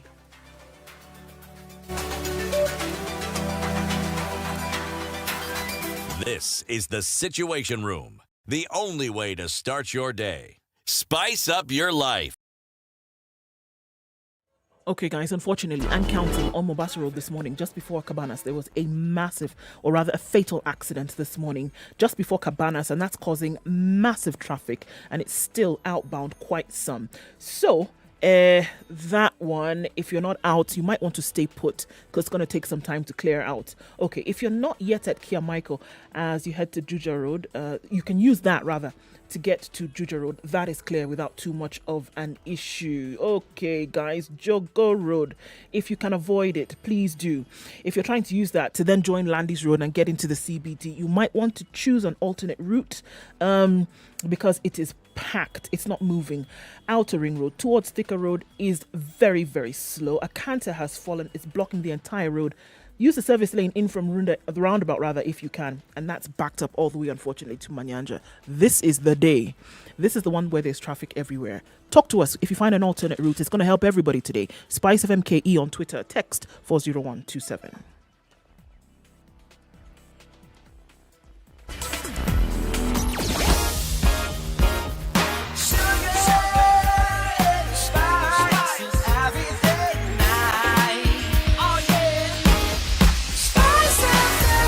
Spice up your life. Mature, intelligent talk every morning. Spice up yourself.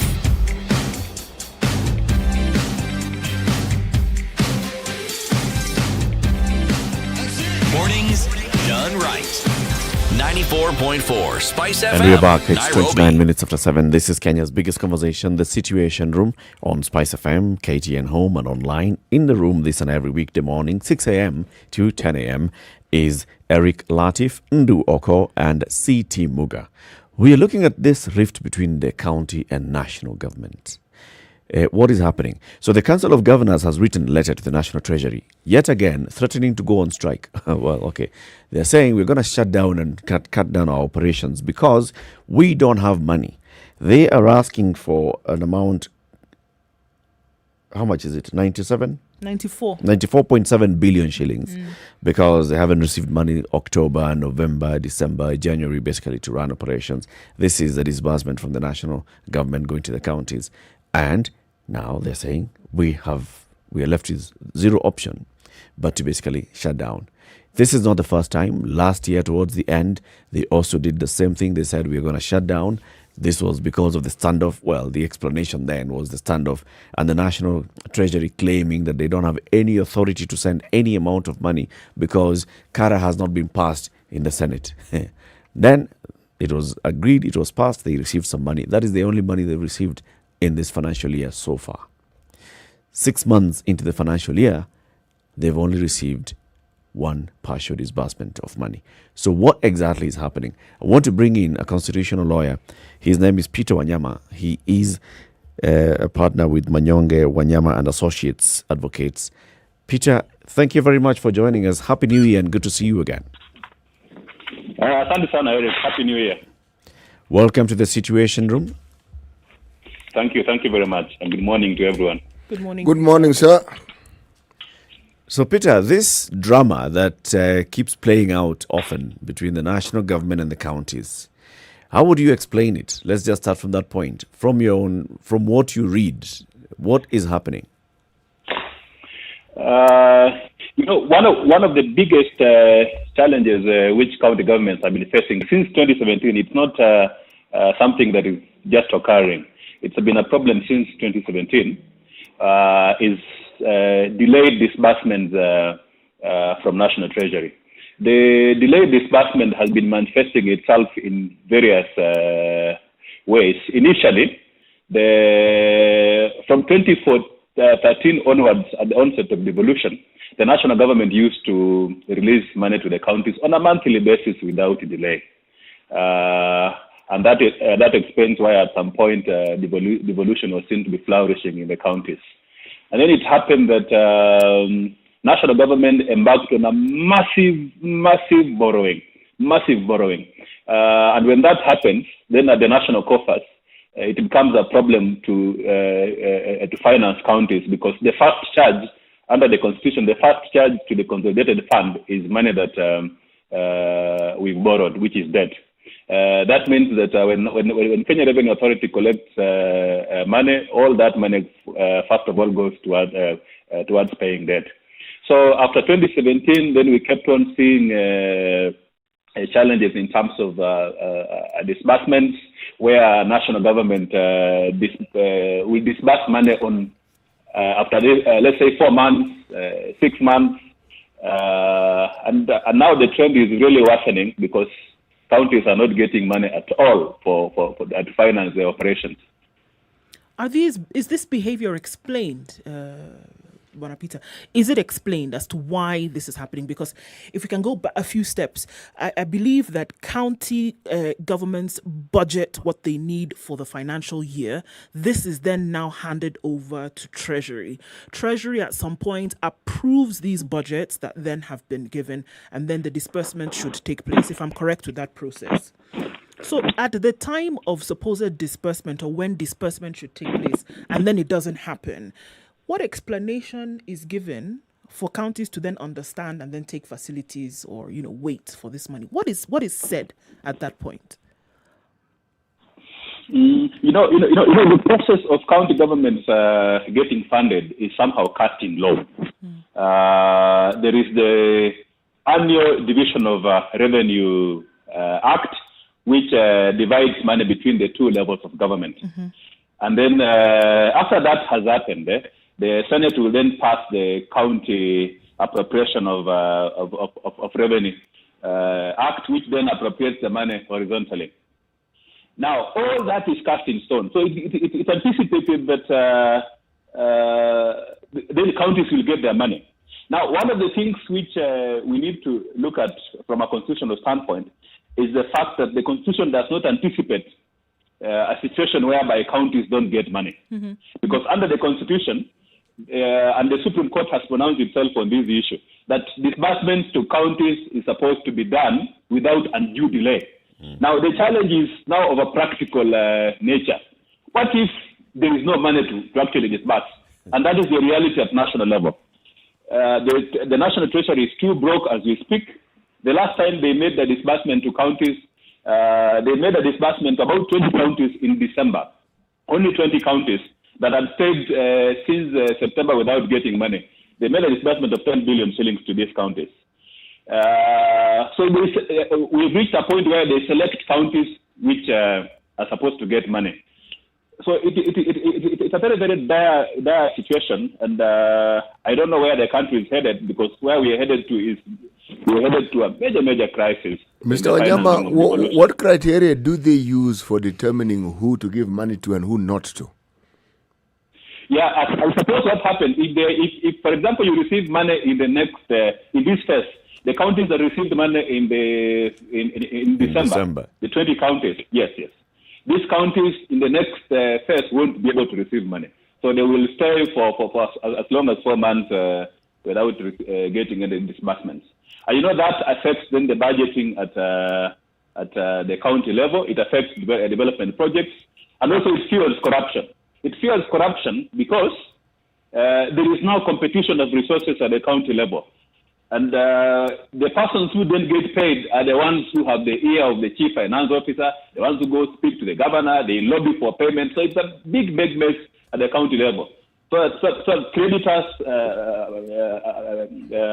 are finding it a problem. Commercial banks whose loans have been taken by the counties informally are not being paid. Employees' salary, as we speak, the delay of salaries at the county level is now a norm. So it's a major crisis. That's why in my last interview on this show, I said that devolution is actually dead.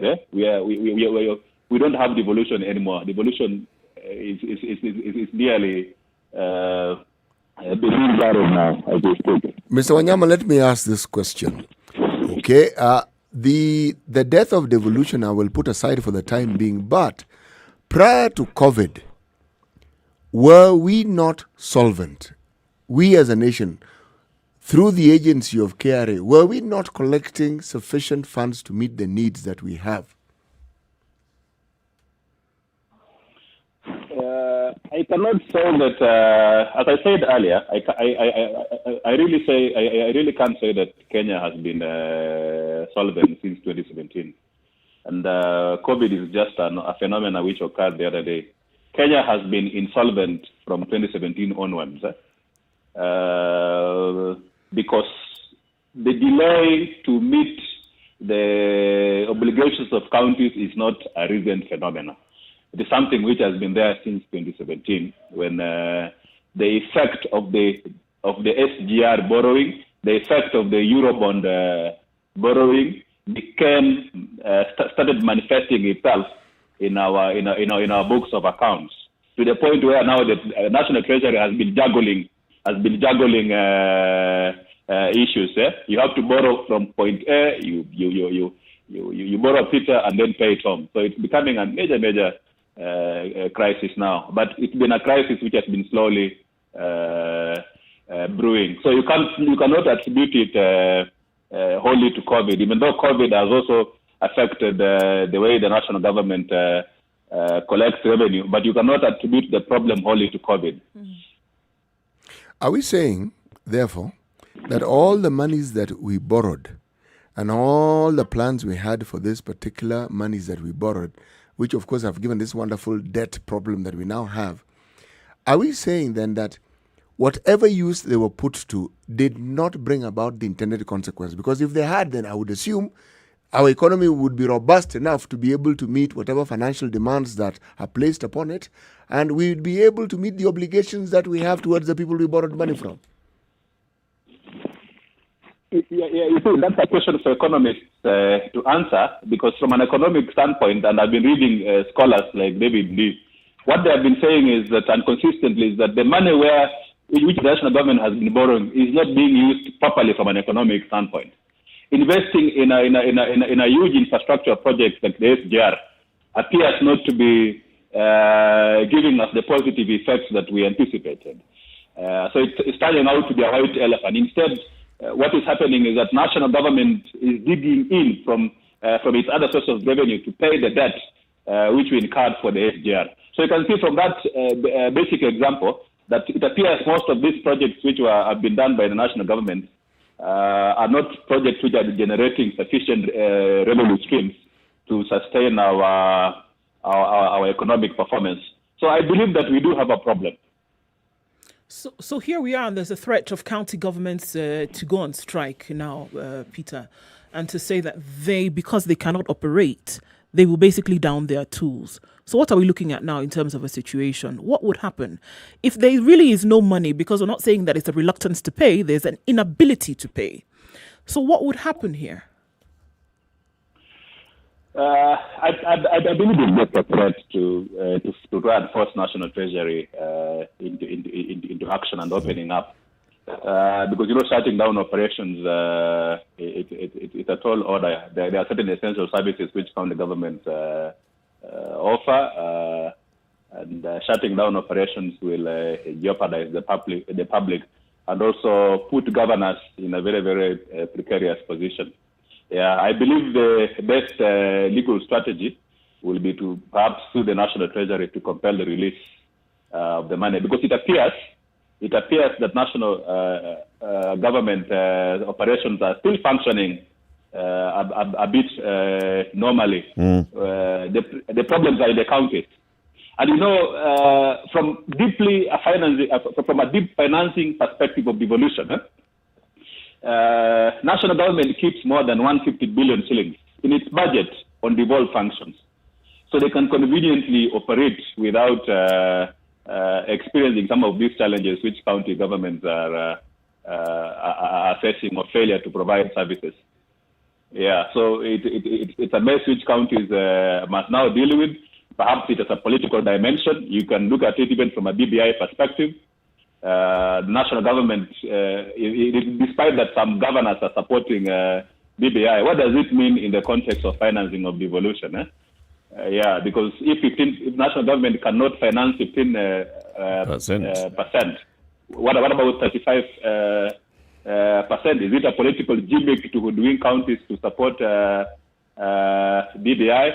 So where are we headed here? So it's a major issue which county governments needs to reflect and take a common position to protect devolution, because what is happening is that we have now gone to the pre-2010 constitutional dispensation, where local governments were being funded under the program known as LATIF. In the LATIF program, counties, the local authorities will pay up to 6 months, 1 year before they get money. And when this money is released, will be released to the municipal authorities, then there will be a scramble for resources, and people will just steal the money.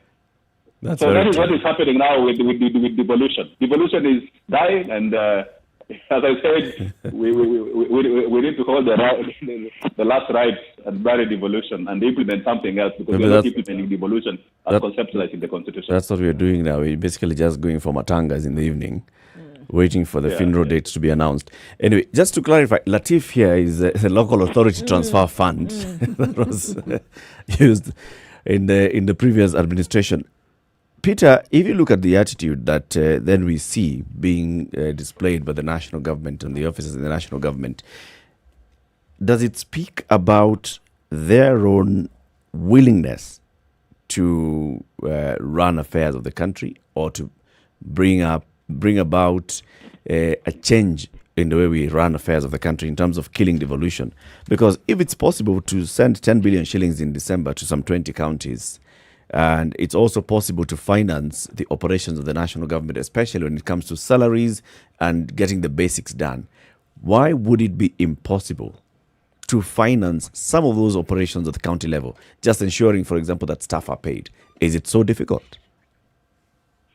Yeah, the challenge that we've been having is that many national government officers within the bureaucracy have never fully embraced devolution.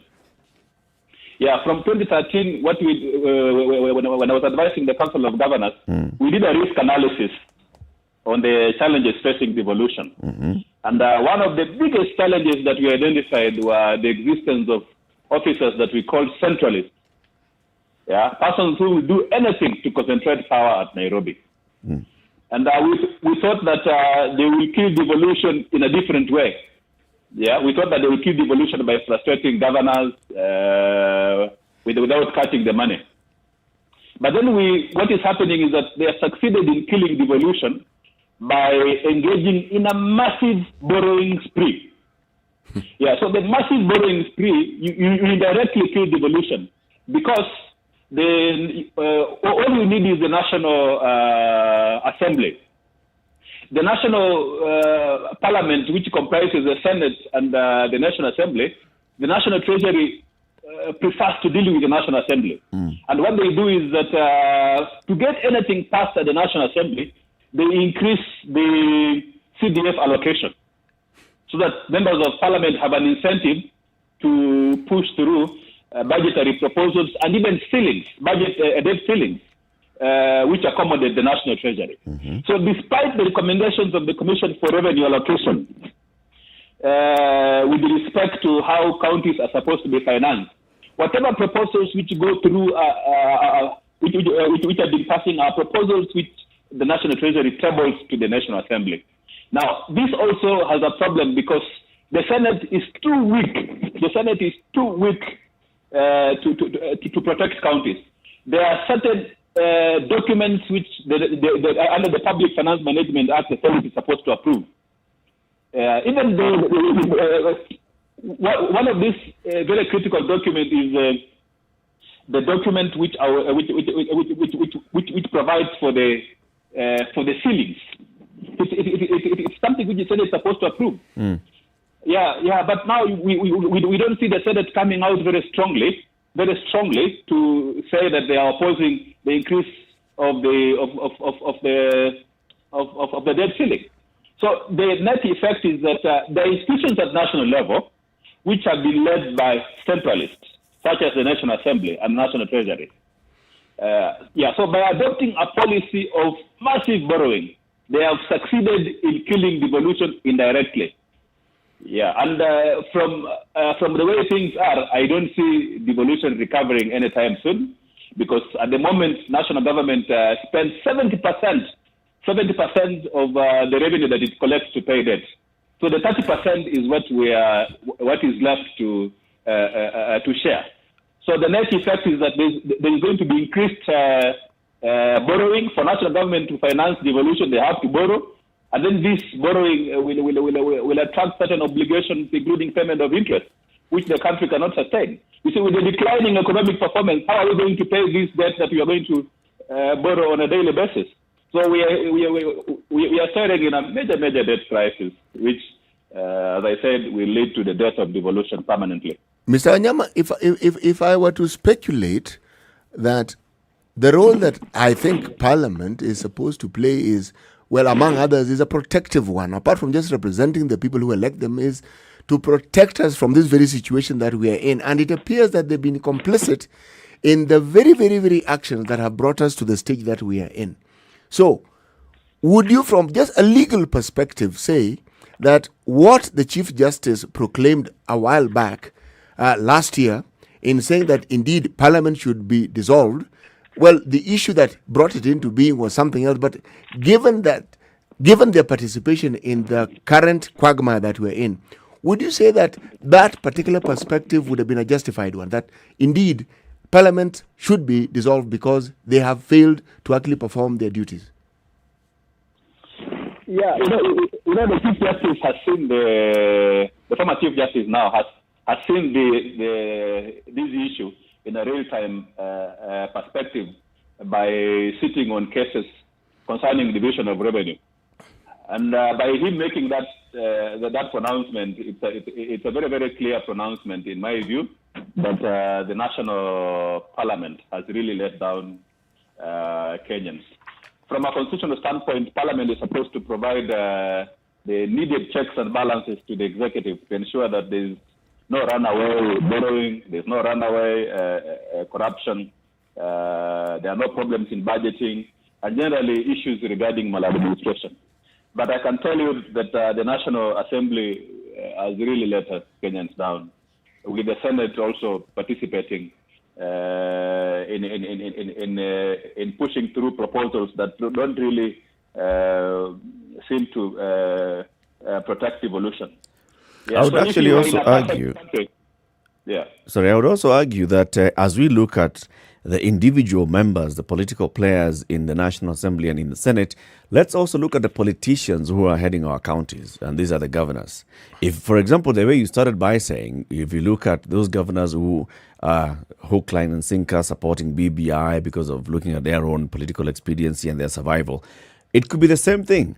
The Council of Governors, all the governors in the country since 2017, as you say, devolution has just been strangled and it's been dying slowly and slowly. We haven't had them come out strongly to say that this is happening to devolution, to support and defend devolution. Would you say that even the governors who are in office today are just as poor in performance as the members of parliament? Yeah, I tend to agree with you. You know, in our risk analysis, which I said we did during the term of Governor Isaac Ruto, who was very strong in pushing for strong devolution, we identified 5 factors for the success of devolution. The one which we didn't see, the 6th factor, is political power relations. The emerging political power relations and how it affects governance. You can clearly see that the handshake changed the entire political dynamics of this country. And you will then find that governors, for survival, for example, if you are a governor in Luo Nyanza, there is no way you can go against a political statement which has been made by your leader.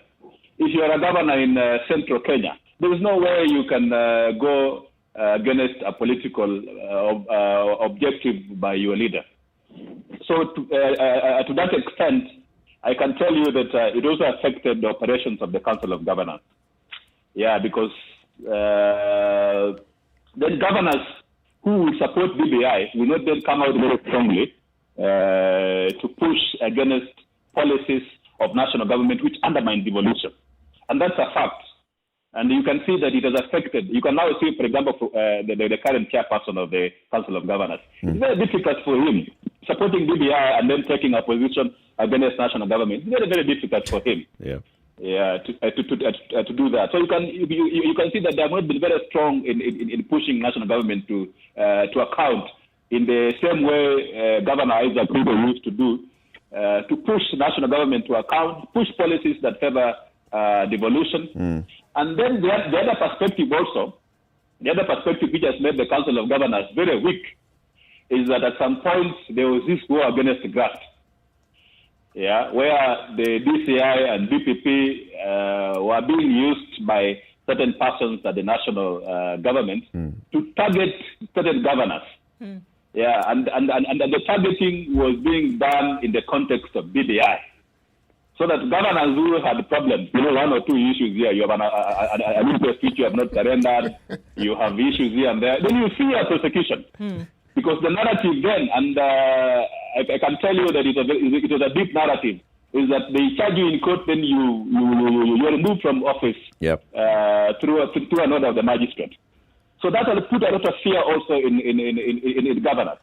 To the point where you can clearly see that governors are not taking a position, which favors devolution. In fact, the strongest governors now, if you look at it from a political standpoint, are the ones who are on the Tanga side, because they oppose the regime, they oppose BBI, and BBI policies that hamstring devolution, and they come out very strongly on this. On the other side. Of course, at the fear of being taken to court by EACC and DCI. Thank you very much, Peter, for speaking to us this morning. Peter Wanyama is a constitutional lawyer. He's a partner with Manyonge and Wanyama and Associates. Manyonge, Wanyama and Associates Advocates. Asante sana for joining us today, and we look forward to speaking with you again soon. Asante. Time for us to take a break on KTN Home. We'll be back shortly. It's 5 minutes to 8.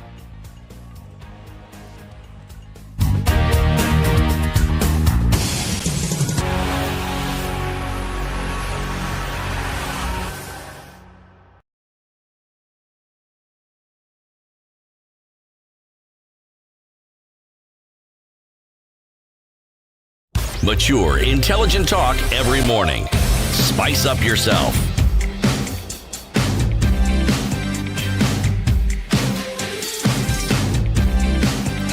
Mornings. 5 minutes to 8. So Peter has worked with projects that are dealing with devolution for quite a while. So when he says, look, from 2017, this is what we notice happening. There's been a trend, and a very clear trend, in terms of delay in disbursement of funds, in terms of even selection of how funds are being disbursed, and the effect that is having on devolution. He says it's going to take us a long while if we're going to recover and get devolution back on track. This is going to be a long task. You know, even as he was talking, remember he had pronounced devolution as being dead. He's talking about resurrecting it. Resurrections and the processes that are aligned to it fall in the category of what we call miracles. So it's going to take a miracle to resurrect this. I actually think the miracle that is required is one that we've discussed time and again here, is simply one of leadership. And the leadership here is the leadership that is determined to make the hard decisions. Yeah. Because it isn't as though the situation we're in is something new and that there is no blueprint as to how other people have gotten into similar situations and how they've gotten out of it. No, we do know. But it is someone willing to actually make those difficult decisions that are required. The pathway to recovery is not unknown, it is known. Even as we talk about the centralists in the national government, it's also possible that we also have centralists in the county government. Yes. Well, those who look at it and it's a vehicle towards getting more power in the national government or at the national level in future. So they really don't have a lot of stake in trying to defend devolution as it currently operates. And I'm seeing Frederick Okello saying both national and county governments have actively participated in killing devolution. County bosses cannot even account for the little resources that they receive. The situation is grave. They have entertained corruption for many years, killing most of the income-generating projects in the counties. Many and such other comments coming in. What are they saying?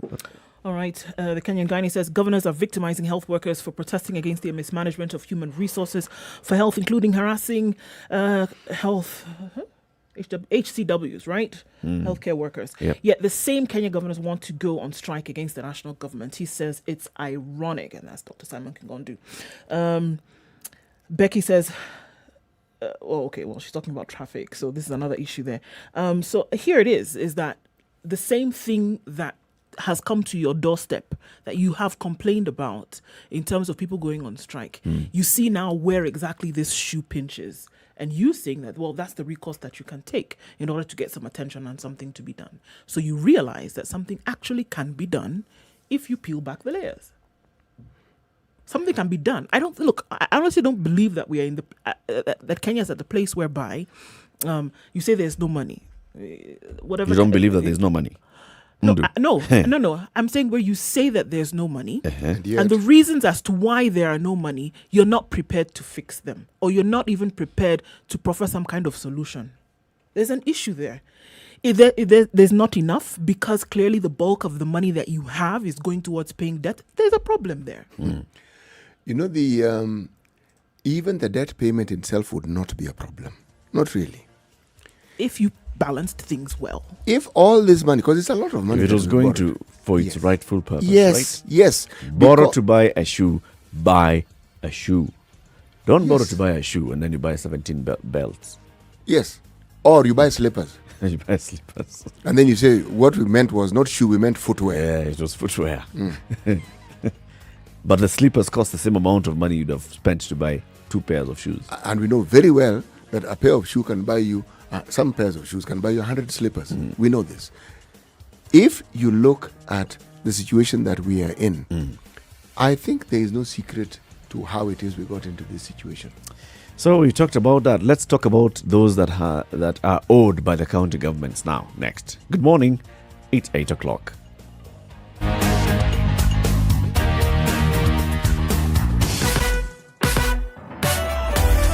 Sugar and spice and everything nice. Spice FM. Spice up your life.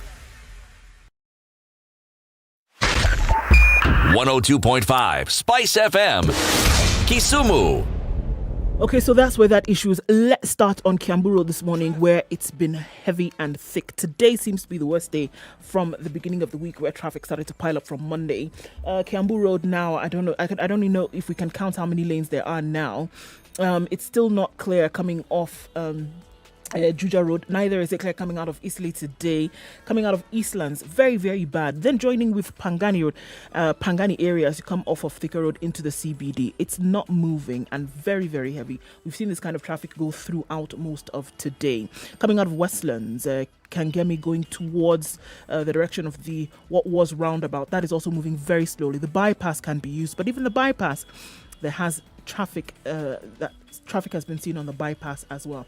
It doesn't help that the expressway construction has resumed in earnest, and this is stopping traffic. So really, guys, everywhere we look today, it's looking pretty bad. It's going to need dollops of patience. Tell us if you find an alternate route. Spice FMKE on Twitter. Text on 40127.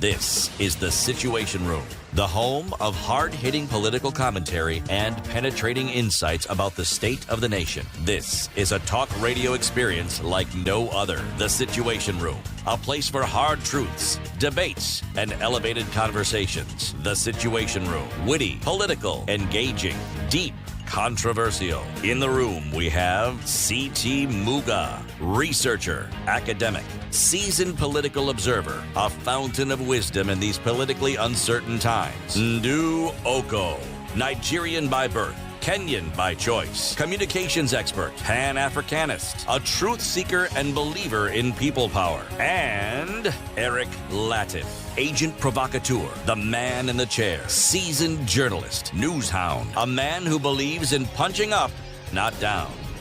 This is The Situation Room, the only way to It's 2.5 start your minutes day. after 8. Thank you very much for tuning in to The Situation Room this morning. We are on Spice FM, we are on KTN Home, we are online on Facebook, on Twitter, on our website, spicefm.co.ke, and we are also on YouTube. So, CT, as we begin the hour, today's proverb. Indeed, today's proverb. Even without drums, banana leaves dance. Even without drums, banana leaves dance. Drums are a very essential part in making music and making it do what it's supposed to do. Where is the proverb from? Is it a West African one? Actually, no, it's a Kenyan one. Wow. Yes, and there's a group of people, or I presume it's a group of people called Team Mafisi. Sorry, what now? All right, let me just repeat. Kenyan, Team Mafisi. It's a new tribe. Oh, okay. They're getting recognition this year. I'm very interested. And to they are know. very profound when it comes to some of these proverbs. They have a list of, some are too racy to actually even talk about on a national radio, but interesting. I was going to say I'm very interested in their geographical location, but okay, Kenya, got it. You're done. the country. Right. And please don't be a Westerner and refer to it as Africa and ask if Nairobi is anywhere near Kenya. Please, okay? Okay, Yes. I'll behave today. It actually is in Kenya. It isn't near. So, let's continue the conversation about what's happening in the counties in terms of money and management of our monies at county and national level. You know, when you look at devolution and you think of the drafters of our constitution and the people who painstakingly went about crafting the details and the structures of what a county would look like, they envisioned not just bringing services closer to the people, but an opportunity for regions to develop in the manner that they would perhaps focus and envision as being appropriate for them. Now, when it began, there are few things that were welcomed as much as this devolution process and the actual enactment of it. And you could see how the processes began.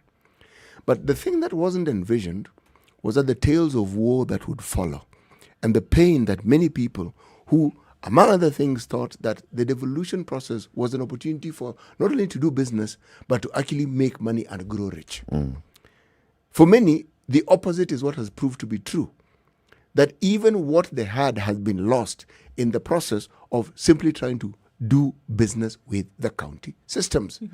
Meaning, you spend your money, you borrow money, you conduct business, you provide services, you provide goods, but the payment is not as forthcoming as you had anticipated.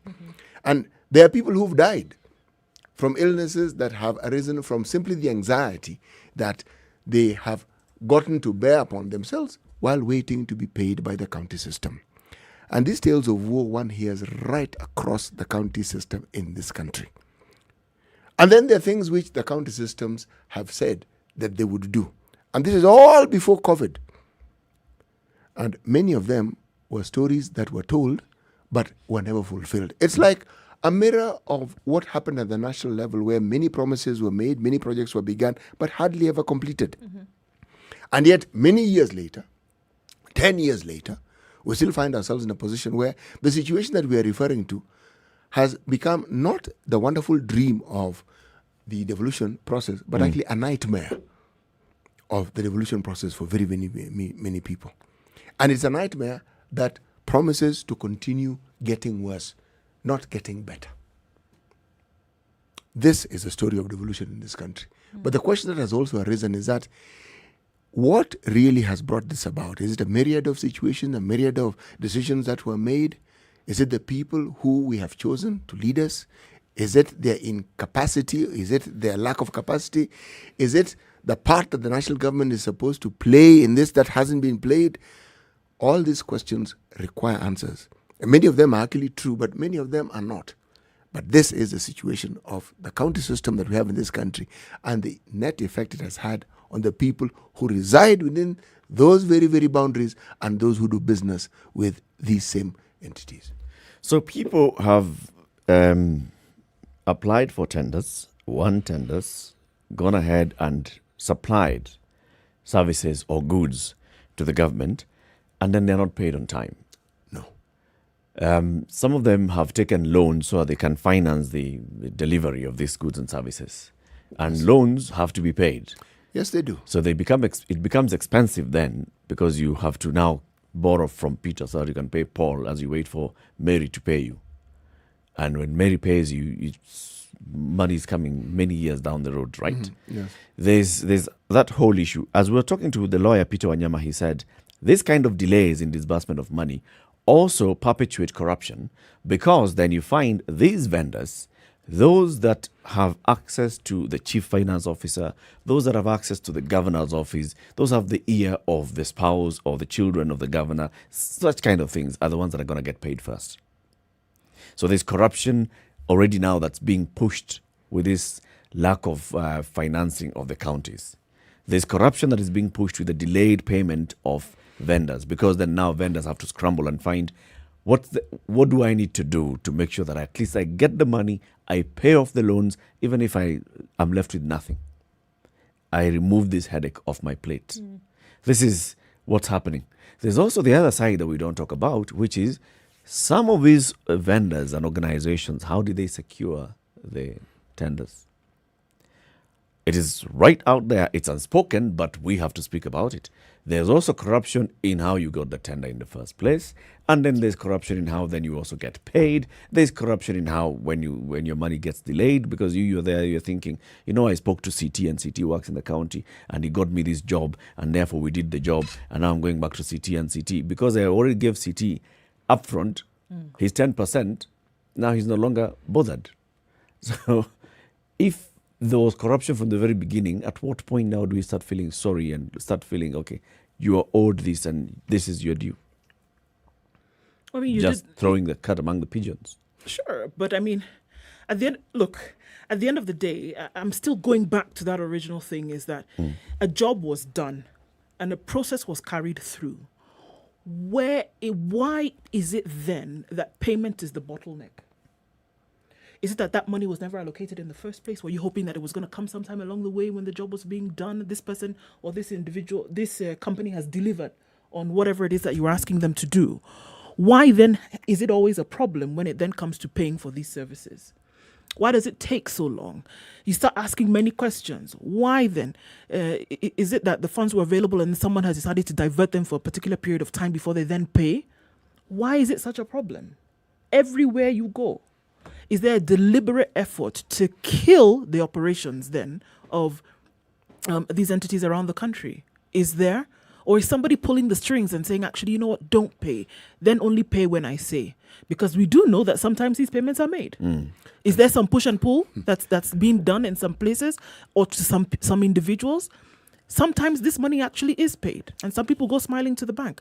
Others are frustrated for years. People who don't know these things about pending bills. Yeah. There's some people who have, you're here complaining, there's some people who have no idea what you're even talking about. They did the job, they got paid, they went. They got paid before they got paid, they did the job. Yeah, Yes. yeah, they got paid, then they did the job, and I'm sure they won at And that. then did some more job. They did something else. And then there are counties who haven't quite experienced these same problems.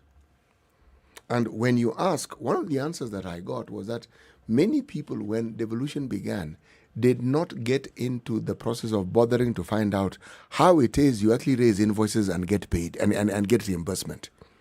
So they would do it as they saw fit. And what they were doing was a guarantee they would not get any money. So it goes to the control of budget And says, they said, no, take it back. Go and do this thing again.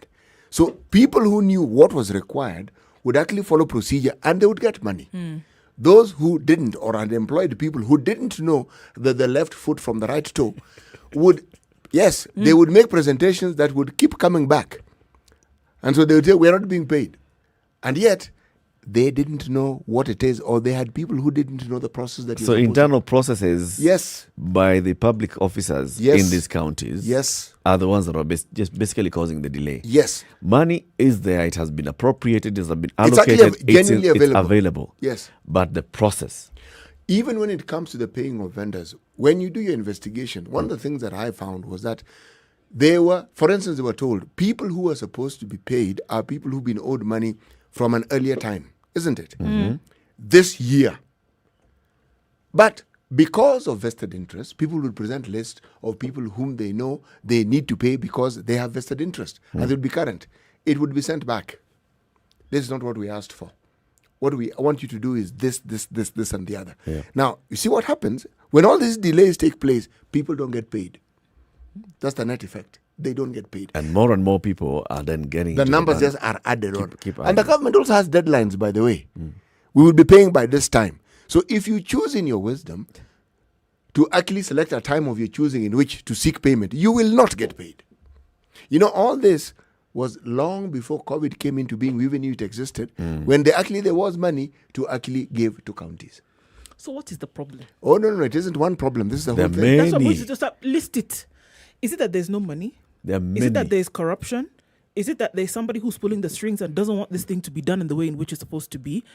Or capacity on in the other county. side, capacity of the county, reluctance on part of the county, somebody who just doesn't bother, impunity, corruption, all of those things mixed into one. Look at it from two sides. The people who are on the opposite side, who are begging for their money, whose livelihoods depend on this money for work that they've actually done and don't even understand the mess that's going on in there. What are you essentially saying?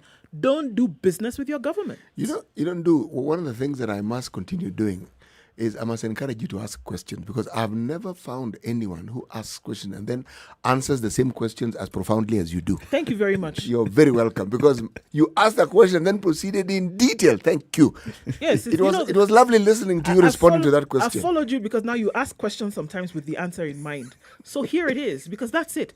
The answer is, in this case, what you're telling people: don't do business with your government. Let's bring some of those people who have done business with our government, okay? So, for purposes of just protecting their own identity, we're going to give them aliases this morning. One of them, let's call her Linda. Linda, good morning. Good morning to you. Thank you very much for speaking to us this morning. Welcome to the Situation Room. Thank you. We also have on the line a gentleman whom we are going to call Alan today. Alan, good morning. Morning, Latif. Asante sana for speaking to us. Thank you. Say hello to City. City says hello to you and thank you very much for greeting me this morning. How are you? Thank you. Very fine. Thank you. And Linda, hello to you as well. Hello, Linda. Hello. I'm fine. So let's just start with you, Linda. You've done work with the government, correct? Yeah. Have you received your payment in full? Sometimes no. So there are delays sometimes. Yeah. Just give us your experience. For example, just tell us your story. When you started working with the government, whether it's national government or county government, and your experience in chasing for your payment. Actually, I started working with the county government, but the time of you feel like there are some governors who left the office. Yep. Since that time, we've never been paid.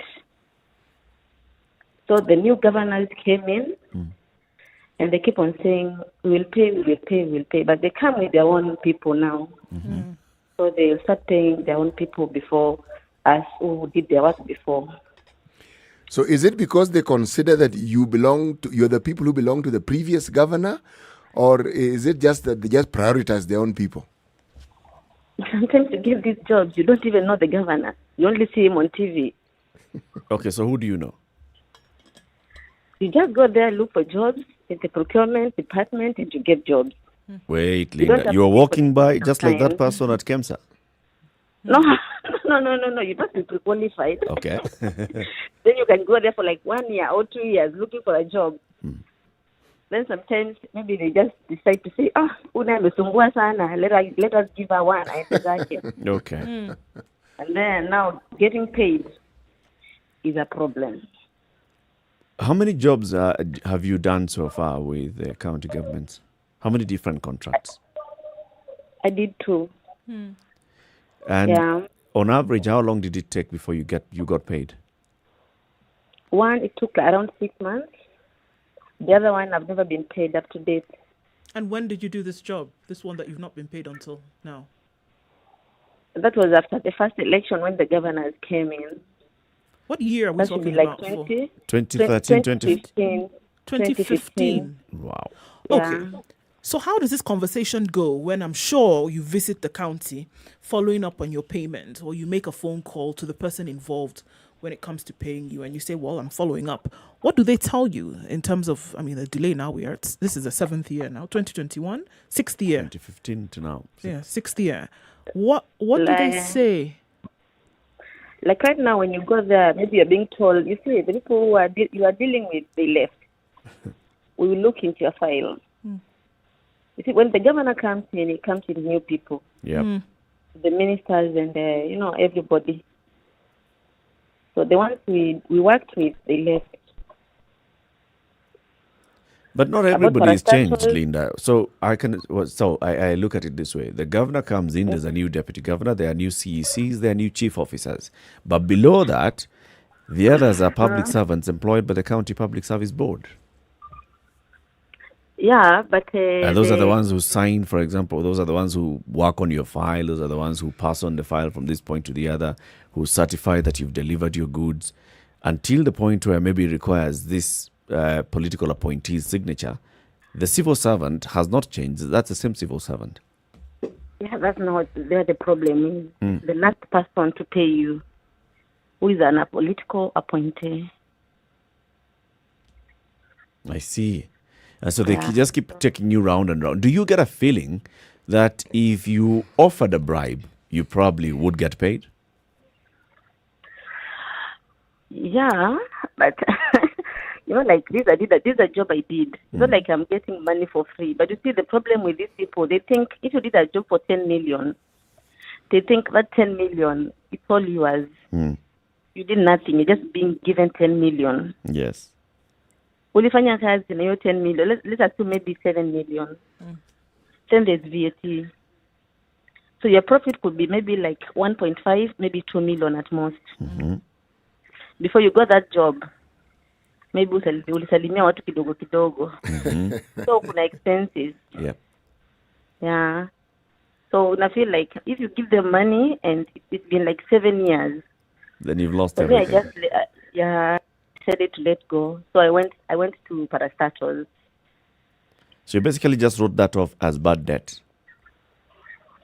Which is a bad one. Oh, Paul Sana. Let's bring in Alan now.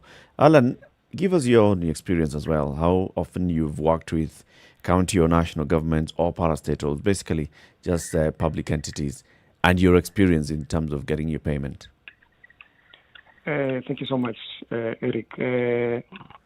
As they say, working for county government is 1,000 ways to die. Oh. I tell you. One, if you ever see a county job on the paper, and this about 40% or 50% of them, they're already given out. I just want to be sincere. They know who their target is. And if you happen to get a job, if you are not in that clique, you'll have to really, really, really struggle to get your money. For reasons known to the county government. The problem starts from the word go, because if I can take you through the tendering process, a job is advertised. You prepare your documents. Now, problem starts during evaluation. Okay. When you've handed over your documents, the evaluation process, that's where you start receiving calls. We can see your document, looks healthy, looks ABC, you know. Then once you go through the evaluation process, now is the award process. All that is money. When you're awarded the job, now it comes to the execution. The execution bit, there are also people on the ground, the inspection team who comes on the ground. And there's a very funny thing that goes on in the county government. Like, I'll give you an example. Let's say you are working for maybe Machakos or somewhere else, or Eldoret, and from Eldoret. Like maybe, what do we say? Jokimau, for example. The MCA of that area will want to be in charge of that particular project. So you know. And by being in charge, what do you mean? He'll oversee the project. Okay. He'll oversee the project. So the engineer has to work with him. So and what happens if you don't allow him to oversee? What will happen? My friend, your job will not. The final inspection will not go through. Yeah, it is that tight. It is a team. It is a clique. So for you to get that inspection certificate, basically, you have to work with the inspectors and you have to work with the local politician. Definitely. And by working here, what we are meaning is greasing their palms. Lubrication. Sorry. So you have won a tender here. Let's say it's a job worth 10 million shillings, like Linda was telling us. And at every step, for you to go through the approval process, you have to lubricate. For you to get the job certified that you have actually delivered to the satisfaction of the tender specifications, you also have to grease.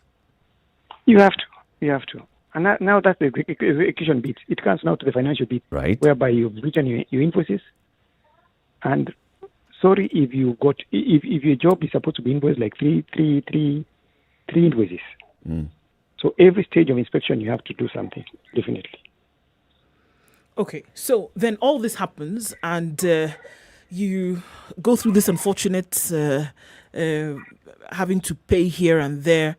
Then now the job is done, right, Alan? And then so now comes to time for payment. So if you've done everything that needs to be done in terms of the process, you've seen who you need to see, as unfortunate as it is, then there's still a delay in your payments from the same people who've made Yeah. sure that you've followed the mini processes. Why is that? Because those are two different departments. That is the technical. Now you're going to the finances, financial department. Now moving a document from one table to the other. How long It have is you been sickening. doing work with It is accountants? sickening. I stopped. You stopped. We lost a lot of money, and I stopped. Started to go elsewhere. Maybe do hawking. Yeah. Let's take a break at It's this point. We frustrating. come back and we get more and more experiences from Alan and Linda. And also, if you also have this kind of experience, we'd love to hear from you. 0719-012-600. We am seeing some comments on social media. I have seen a comment there from Julia says, you guys are going to talk about people who are owed by counties. Let me switch off because I cannot bear to listen. People I know have lost everything, including homes. We have cried together, and I still do. Experiences of what people have gone through just because they did business with government. Don't do business with the government unless you have a good mom or godpapa. Imagine if they get 30 to 35% of the amount that you actually it's costing that project. It's all going towards just greasing palms here and there. Very, very expensive. Your experiences are what we'd love to know to hear this morning. 25 minutes after 8. Let's take a break on KTN Home on Spice FM. We'll be back shortly.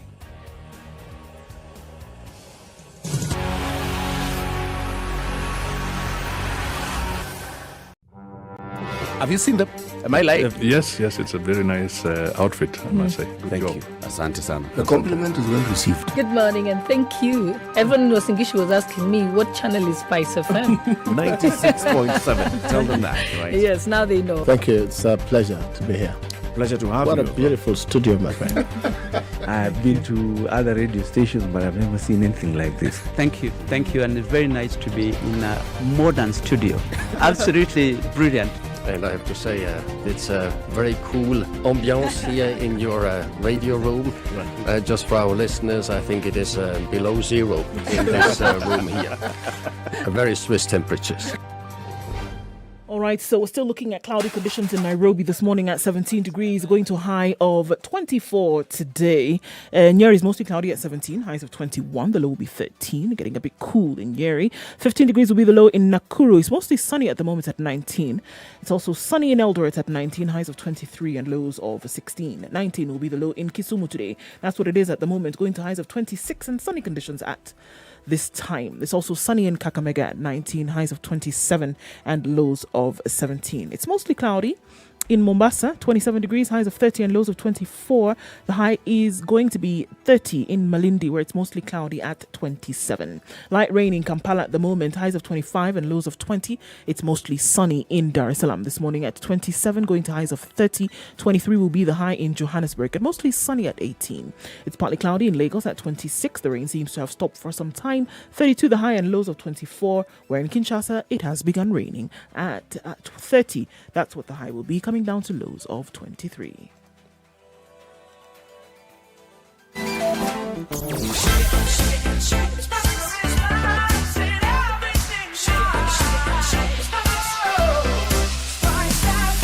Spice up your life.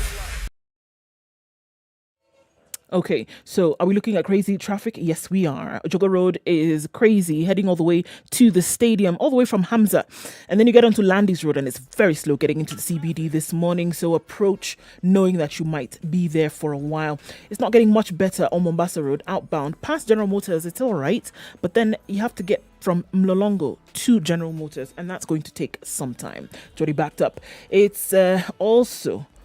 Ngong Road is looking crazy. On Naivasha Road, coming off from Ngong Road, it's jam-packed. So from Mombasa Road at the Gateway Mall all the way, you're just looking at the traffic. It's not moving except very, very slowly. So yes, back to school season is here. Everybody's on the roads. This one, you're going to have to start leaving earlier, guys. Plus, the construction on the roads does not help much. Talk to us, Spice FMKE on Twitter, text on 40127. Are you ready? Okay. Spice FM. Mature, intelligent talk every morning. Spice up yourself.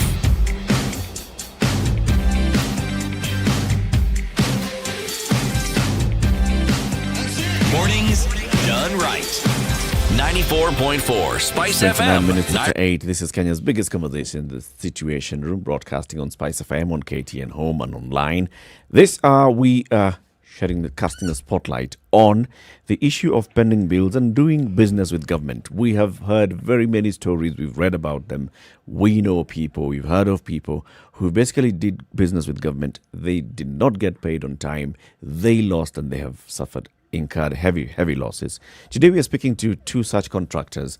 We are, for purposes of basically just protecting their identity, we're giving them other names. We have Linda and Alan on the line. Let me pose this question to both of you generally.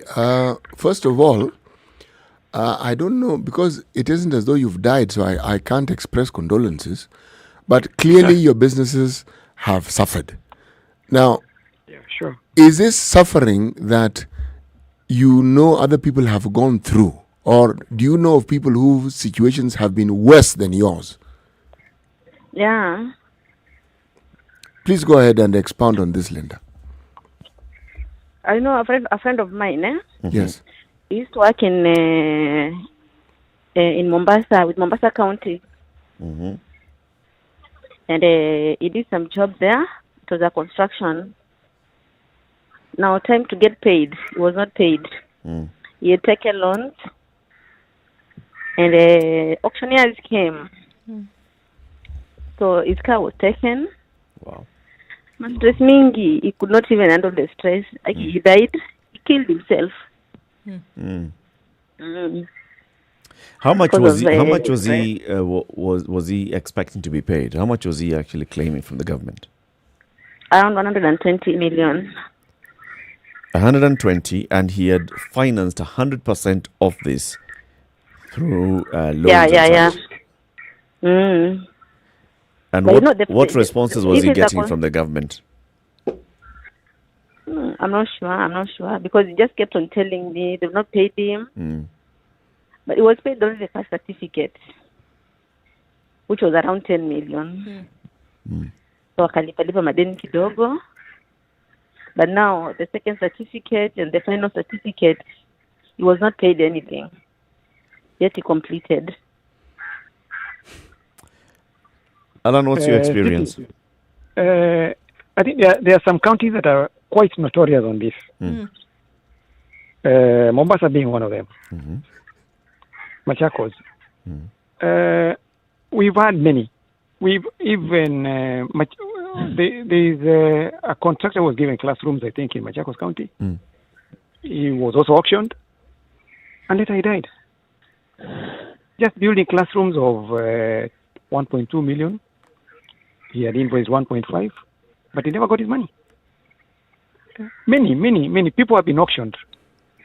I know so many people in Eldoret who have been auctioned. Yeah.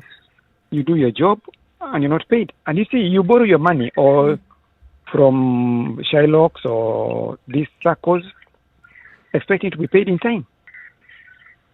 And the interest is too high. Yeah.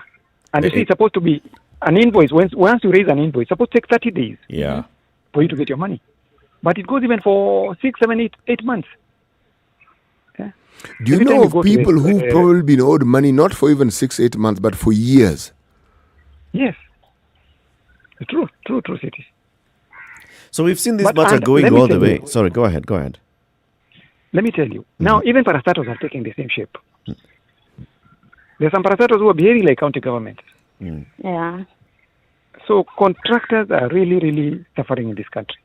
I was about to ask you, we saw this matter going all the way to the office of the president, where the president himself then comes out and says, yes, we acknowledge that there are very many pending bills from county level to national level, even parastatals, and these ones must be cleared. For example, the issue of prisons department.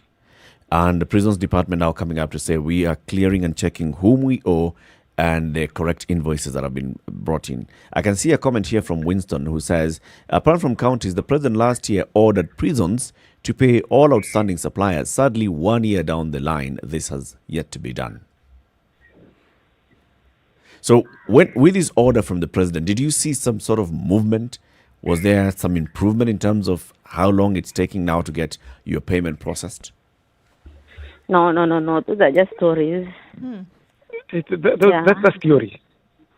That is theory. What was Nothing the on the practice? ground. Nothing on the ground. You give your invoice for 30 days, but you wait until the day they'll call you, or until you have to, or the day you push your payments to the farthest end.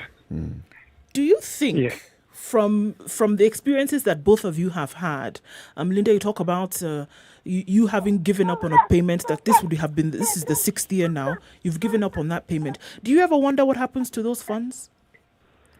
Do you think that there's some foul play here whereby, you're frustrated to the point that you do give up so that you can do just that, give up, and then those funds are diverted for other use?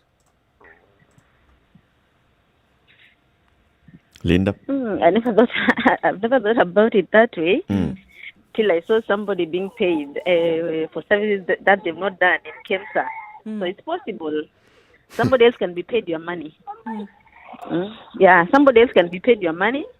And when you come back, you're being told, but we paid you. Because maybe when you come back after maybe like 10 years, you find a new government. That is, if it's the county government. But parastatals, they're even worse. Having worked with these institutions, even with the parastatals, Alan, and you now see the kind of delays that are there in terms of processing of payment and even for you to receive your money on time, do you only see the side of corruption where some officers are delaying so that you can grease their palms? Or is there some genuine lack of funds? Or also is there some genuine delay in getting paid? Some parastatals, I feel, is genuine lack of funds. But some institutions, they complicate the payment process so that money can exchange hands. Definitely. I'll give you an example. Maybe, today, in the modern times, people are using SAP to process payment, to process orders, everything. But you find people are stuck to doing the job manually. So that your file can move from one desk to the other instead of using the current system. Yes. Or the technology that is available. So all this is just to play into corruption. Exactly. Let me open up. That manual intervention still remains. Let's open up the phone line so we can also hear from others. 0719-012-600. Are you a contractor? Are you a supplier, a vendor that has worked with the government at any level, national government, county government, or government agents, state agencies like parastatals? What's your experience with getting paid? What's your experience with even getting approvals? Or from the point of contracting, what's your experience with putting in your bid for a tender and winning that tender?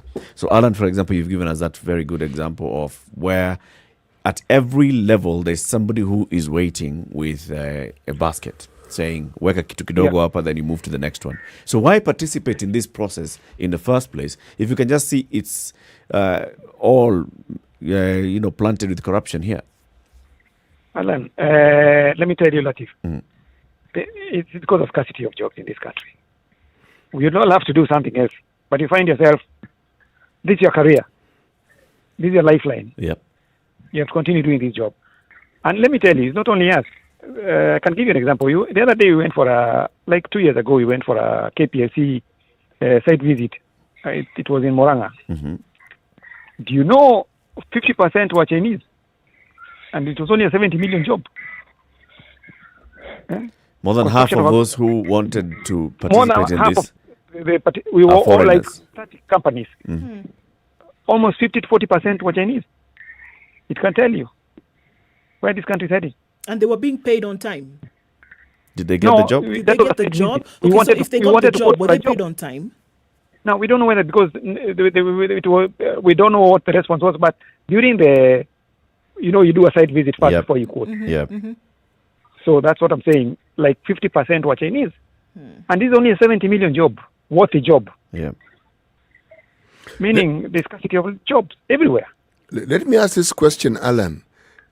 You're clearly a business person. Now, in the time you've been doing business, are there times when you've actually been paid on time and procedure that you were told would be followed was followed? Definitely. That has happened. And what are the circumstances that brought this about? As we go on, I don't know whether it's lack of funds with the government, as you put it, or but for the county government, I know it is a complication of the system, so that people can enrich themselves. Yes. Can I say something? Yes, please. Linda. Let me just say something before Linda talks. Yes. Why should, I normally ask this question even in our forums, why should the county advertise a job if they know that there's no money? Because clearly, once you give us the contract, it shows you have money in your kitty. It's budgeted for. Yeah, it's budgeted and the budget has been approved. So, as far as the county is concerned, there's money. Yeah. Linda, go ahead. Yeah, you see, like KPA, Yep. you know, Kenya Ports Authority, you don't even have to follow up on your payments. They pay you on time. Within 30 days, actually 15, maximum 30 days, you've been paid. KenGen as well, Pipeline as well. KA is where the problem is, Kenya Airport Authority. Bado wako manual, invoice ibebo huku, peleke huku. There's a problem there. And all those processes, all those stages, extortion points. But if it was online, like maybe if you're working from home, you just click a button, you approve payment. Yep. But now you have to come in the office. Sign something. Yeah. You have to come in the office, look for those invoices. And you see, like now the government said, I don't know, 58 and above, they should work from home. So they have to come maybe like once a week. So you come once in a week, you find like 100 invoices. Whom will you pay? That's where corruption comes in. Yeah. Let's there's a lot of corruption. Then, you see, when you get, let's assuming you get a job there. After you gotten the job, when you're about to be paid, they say, I don't know, they want to write a LPO for you, local purchase order. You see, in other parastatals, that is... What is the LPO for? I thought you've already done the job. Now they write again another LPO for you to be paid. The user has to come in. The user is the person who is using those. Let's say like their supplies. Yeah, the department, the user department. So the user has to come in again. Yeah. The LPO has to be written again. You invoice. They can even stay with your invoice till the ETR. You know the ETR receipt. It fades away. Long then they stories. tell you, okay, we cannot see you are. You know the ETR is not very clear. Long Just stories. Another one. Yeah. Linda, just take a pause. Let's hear from other contractors who are calling and others who have experience with this. Yegon is on the line. Yegon, good morning and Happy New Year. Happy New Year to the entire situation room crew. Hello, Yegon. Hello, Duo. Yegon, how is the strike treating you? The strike is just giving me enough time to side hustle. Okay. So now you're a contractor and a supplier. Are you getting paid? No, I was not paid. And I had to borrow a loan through my payslip to service a loan from bank for the contract. And what reason are you being given? There is a lot of problems when it comes to issues at the county level, Eric. There's a time when I applied for a tender to renovate the cattle tip. That was on 2017. Now, after completing, when you apply for a tender, your company is being shortlisted. And then when you are shortlisted, you go for an interview. How will you renovate this cattle tip to the required standard by the Ministry of Agriculture and Livestock? Okay. After that, now you are given a letter that you have been approved to undertake this contract. Okay. So you take this contract letter to the bank, and the bank gives you a loan. Right. After you have given them your budget and the budget of your work. Now, after completing this thing, the ministry comes in. They inspects and write the report that you have done an excellent job. Mm-hmm. Remember, this tender is in your ward. So at what level there's an MCA Mm-hmm. who was telling you, I'm pushing for you this, I need to empower youth to get jobs with a good heart. Yeah. Kumbe huko ndani kuna share yake. Now, when time comes for you to be paid, there is a proverb in our Nandi which directs translate that you cannot eat a red meat with nothing. And now at this point, these guys calculate the amount of tender which was the amount which you allocated the tender and the amount which you have used. If you have, my friend, a good profit. So they already know your margins. Yes, they know your margin and they know what they want from you. And they come for that margin. And that is what you have been working for. So if you cannot give it to them, utasungushwa tu sijui, someone has not signed this, this person was fired, this one was transferred from ministry. It ended up like that. The government of that governor went home. The government of Stephen Sang came in. They re-advised what I had done as pending bills. They allocated the money. They ate the money. Pole, and thank you very much for sharing your experience. Let's hear from Bernard Magugo. Bernard is in Kisii. Good morning, Bernard. Good morning. Thank you very much for calling in this morning. Yes, I'm calling. I've just followed how you've been proceeding on with the conversation. Yes. Yeah, mine is this. Since 2013, I had about 99 tenders. In fact, when we started well. We got some part of payment. Then later on, we don't know what they did. We never got other after completing the tenders. So these are nine different projects.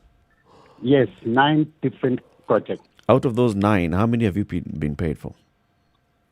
Actually, part payment. It's part payment, not complete payment.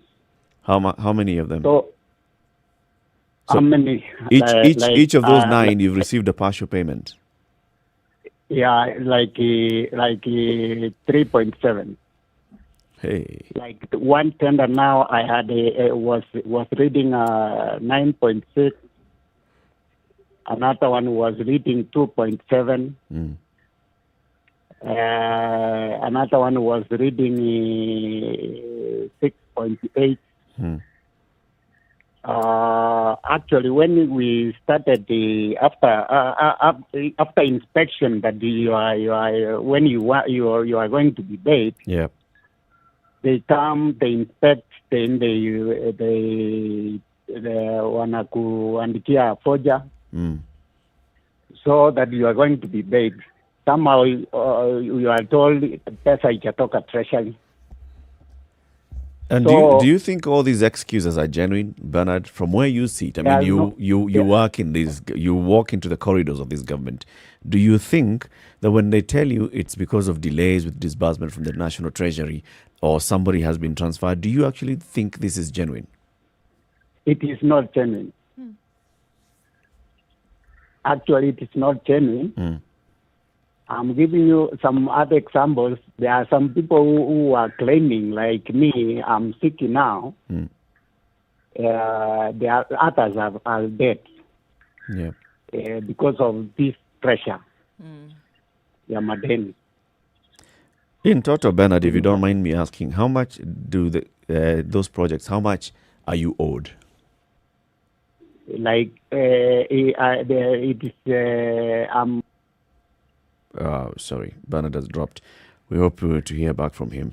Also, all the experiences that you're sharing this morning, thank you very much for sharing. Philip says, even after the president ordered county governments to pay all pending bills, officers at the counties, right from procurement officers to directors of finance to CECs, have been asking suppliers and contractors for huge kickbacks, or else their files will not be processed. I assume this is the same thing that you're telling us, Linda and Alan. It's the experience that you've gotten. It doesn't matter what the president has said. It doesn't even matter what the governor has said.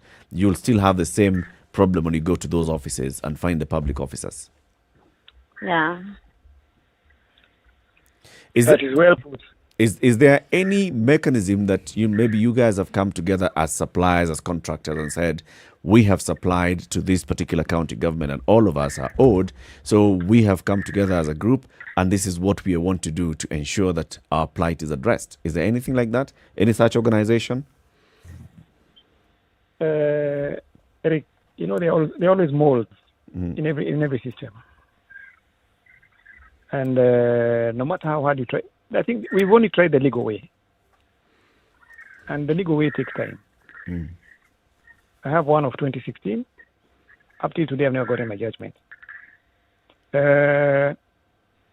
It's just a matter of now waiting, and maybe the next governor will be empathetic. Yeah. Would you encourage... As I told you, this is the only 1,000 ways to die, is to work for county government. Yeah. And then, and then you see your fellow suppliers or contractors, they're not your friends. They might pretend to be your friends, but they're not your friends. You're competitors. So if you try something like, you want to come together, they'll go and report you. You're trying to incite them against maybe an organization. So who wants to be blacklisted by the county? For sure. Yeah. No, even parastatal. Yeah, you can be blacklisted. You're inciting others. So you're saying that within the area you work in, there is no association that brings together, say, suppliers of one item or contractors or whatever it is. Yeah, let's say desk suppliers or road contractors. Nothing. There's none. Everybody. Only when people go for these seminars conducted by NCA is when you meet, maybe exchange numbers, things like that. But that ends there. It doesn't go any further. Yeah. Is there any hope that this will get better? From what you've seen, I mean, you're talking about a span of, a number of years when you've been in this business, saying that, okay, will it get better? Or are you saying this is just the way things are done and don't encourage Kenyans to do business with government? Yeah, it can, but at the parastatals level, but not county. County, nothing will ever change forever. True. But parastatals, like Kenya Airport Authority, those ones, they can go benchmarking. But you see, they don't want the digital system because there's no corruption there, or let's say it's minimal. So they just want to stay with analog so that they tell you, I have your file, I have your invoice. But if it's digital, you just click, then it's gone. If it's kidogo, you can even go to the MP and say, so and so, I don't know, he doesn't want to pay me. Yeah. But come on, sometimes they even misplace them. As yonekani, nambwa invoice yako yonekani, unashangaa. What? Imezaji? Imepotea. Because somebody doesn't want you to get paid. Last time alikuprocessia, but because you had a lot of madeni, haukumuona. So unapata, the moment you get paid, everybody, you're being called by like 15 people. Tumekulipa. So you wonder, wamekulipa wote 15? And of course all of them are saying tumekulipa, so ujue cheza kama wewe. 7 minutes to 9 o'clock. Let's take a break at this point and say goodbye to our audience on KTN Home. You've been with us since 7 o'clock. This show airs every weekday morning, 6 a.m. to 10 a.m. So the conversation continues into the next hour. And you can join in by tuning in 94.4 in Nairobi, Mombasa it's 87.9, Kisumu 102.5, 96.0 in Nakuru and its environs, Eldoret 96.7, Nyeri 90.9, and Malindi is 97.7. See you again tomorrow, KTN Home. The conversation continues on Spice FM. This is the Situation Room, the only way to start your day. Spice up your life. Okay, so the conversation continues, and we still have Lydia. We have Alan and Linda on the line, and Lydia also joins us on the line. She'd like to share her experience. Lydia, good morning. Yes, good morning, Spice FM. This is an important subject you brought up. What I do is, if there's a part that we need to be paid, and they're not paying, I write a letter, and and I go to one boss, and I tell him, this is what has happened. Now, please sign on the face of this letter. I first come and I find out all the bosses' names, who they are. And then I write the letter and I say, copy to so-and-so, Mr. So-and-so, Miss of this department, so-and-so of that department, and all in that letter. Then I explain with this boss and I say, please sign on the face of the letter that you know about it, and here's the copy. Then I go to the next boss. Please sign that you know about this, and I go and I give him a copy of the letter. At least 4 or 5 of them. Then I go downstairs and I make a copy of the letter where they all signed on the face of the letter, and I give it to each of them. Does that guarantee you payment then, Lydia? With all those things that you're taking copies and sign here and there, what does that do? That helps the top bosses to know what the down officers do. Then they all sat together, and each one of them told me that come tomorrow now, because I can see the signatures of these bosses, we'll talk. And come tomorrow and we'll let you know. When I went there, they said, it was about land office. They are telling us we are in Mombasa Nairobi Road, pay these rates. You are on, you are 3 plots, pay these rates. You are 1 plot, how can you pay 3 times? So they said, okay, it's difficult for us to believe you, and it's difficult for you to believe us. Can you get a letter from land office to confirm that? See.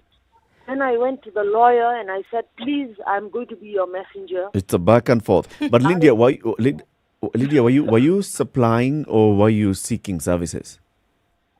We were.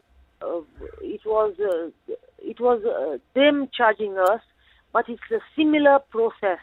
For getting paid. No, Yeah. That you're not getting paid.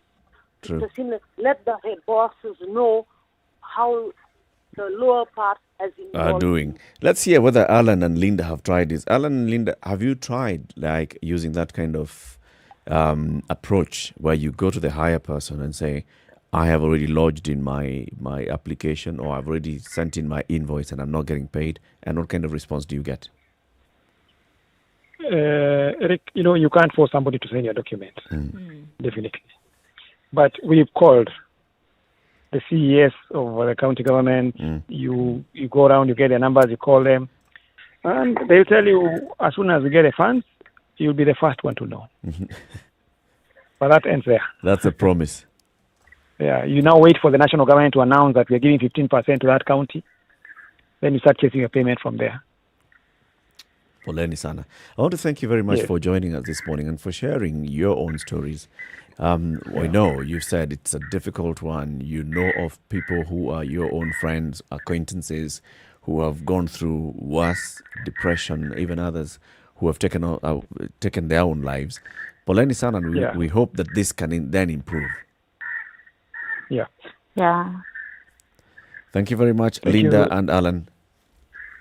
Thank you also for hosting us, and we are grateful. Thanks, and we hope guys. to see some change in the near future. Absolutely. Out of this Thank you very much. Asante sana. Thank you so much. Becky says, actually, thank you very much for raising the Chinese element. Why we are giving Chinese contracts? Why are we giving the contracts to these foreigners? Anyone who has knowledge of these people knows that they'll be corrupt.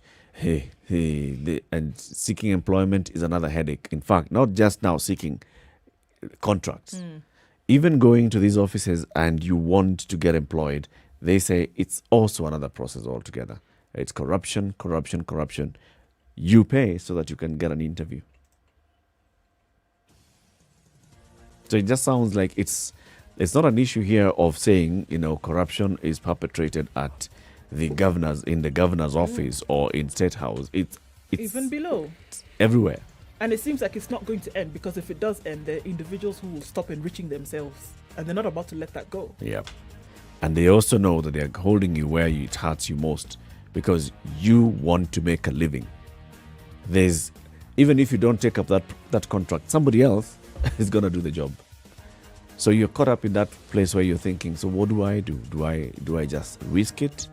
And whatever amount of money I'm going to get paid, even if I'm left with 2,000 shillings, it's 2,000 shillings that I've earned.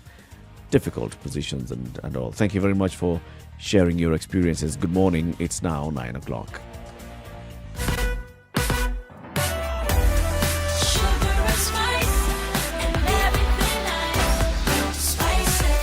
Spice up your life. 94.4 Spice FM, Nairobi. Okay, so today, one for the books, guys. Ngong Road, very bad today. Trying to approach the roundabout at the City Mortuary and then head on down towards the major Ngong Road or then towards Valley Road. That one is not happening. There was an accident, another one on Thika Road today at Roasters, avoiding a bus, and unfortunately it was a fatal one. This is our second fatal accident today, one on Mombasa Road and now the second one on Thika Road. Not good news. Thika Road heading into the CBD roundabout, Pangani. It slows down considerably.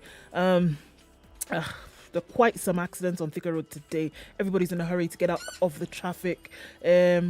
So there are some casualties there that we're not able to really predict. But if you're heading in that direction, please take care, because that is what lies ahead. Mombasa Road is also slow getting into the CBD. It's slow everywhere you look. It's going to need patience today, guys. The eastern and southern bypasses, however, are good to go. A longer route, but not so much jam. Spice of MKE, talk to us. Half an hour or so, we'll look at the state of things. Text as well, 40127.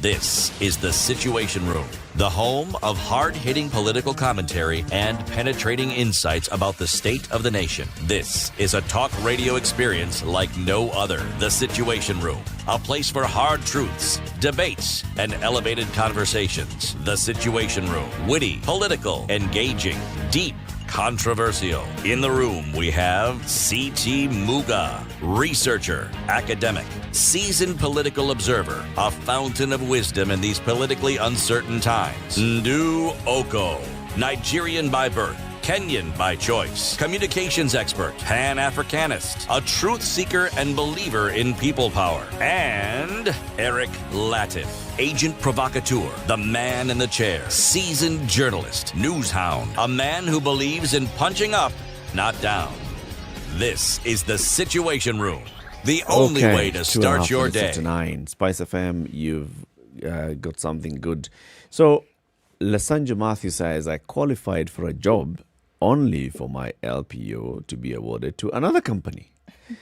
He says he knows 3 contractors who died following up their payments. Wow. Really? I don't know, guys. Very, very sad stories here. Anyway, let's get into this and let's begin with today's proverb, CT. Even without drums, banana leaves dance.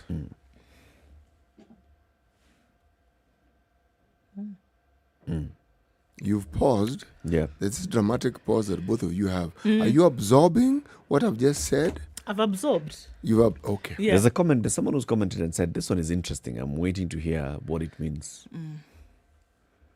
You know, I'm not talking about the proverb. I'm simply talking about what we've been discussing in the previous hour. And the power of example cannot be underestimated. If you look at what happened in Washington, D.C., let's call it a protest, for lack of perhaps a better description, that has captured the attention of the whole world. Something that nobody had anticipated would ever happen, happened. you can lay all the blame you want on the county government, and indeed the blame is justified and is appropriate. But the thing that we see happening at the county government, we have been seeing it happening at the national level for the longest time. Talking about the biggest scandals we've had, the procurement of this, the Goldenberg, the not so Goldenberg, all these things. It's like when you're in public life, it's an opportunity for you to scam. It's like you go into it knowing that opportunities then are rife because you have an opportunity to, it's like that's to get your real something that you wouldn't have. It's like that's your real business. Yeah, you didn't go there. Okay, so the job was just a smoke screen for the other thing that you were going to really do. And as I look at it now, when Linda that we spoke to said it's never going to change, and I thought, okay, that's a bit morbid in terms of an outlook.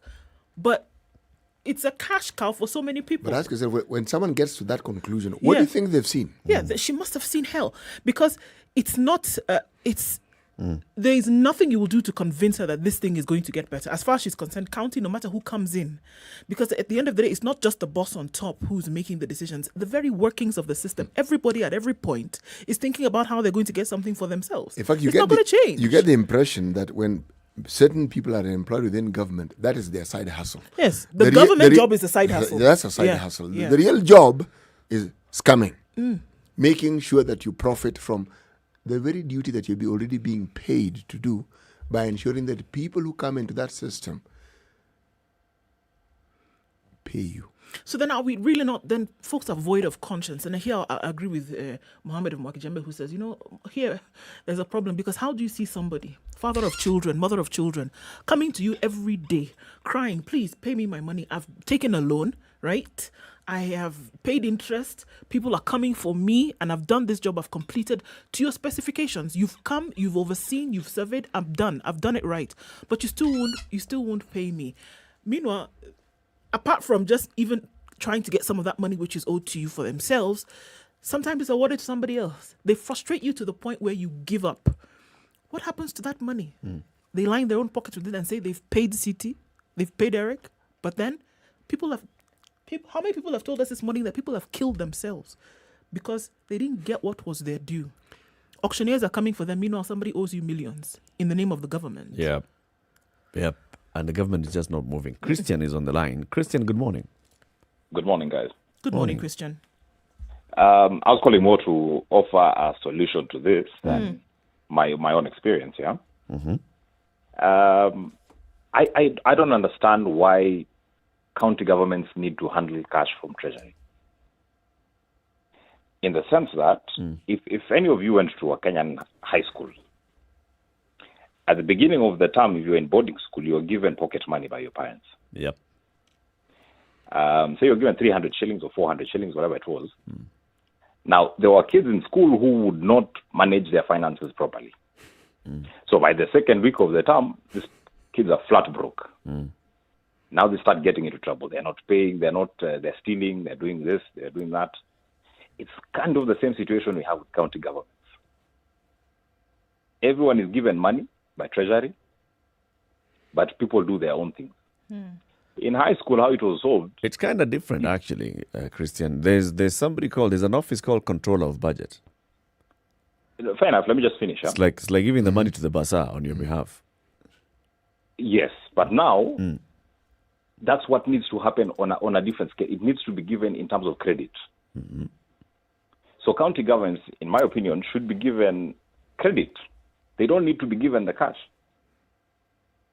The same way you're talking about the bazaar being given money is the same solution where this kid is just told, go pick a loaf of bread every day. Christian, explain this idea. I like what you're saying, but expound on it so that I can understand how it is that it will be better than the current system. Let me break it down better. Yes. If a county government is given 5 billion shillings, yes, they don't need to be given the cash. They just need to be given the credit. You are told, this is your 5 billion, you'll spend it how you want. But you don't handle payments. Treasury will pay everyone directly. So that there's a central system. There's a central system that is run by government for processing payments for everyone. And how do you see the okay, Eric knows where I'm going with this one here. So you give all that power to one institution. Yes.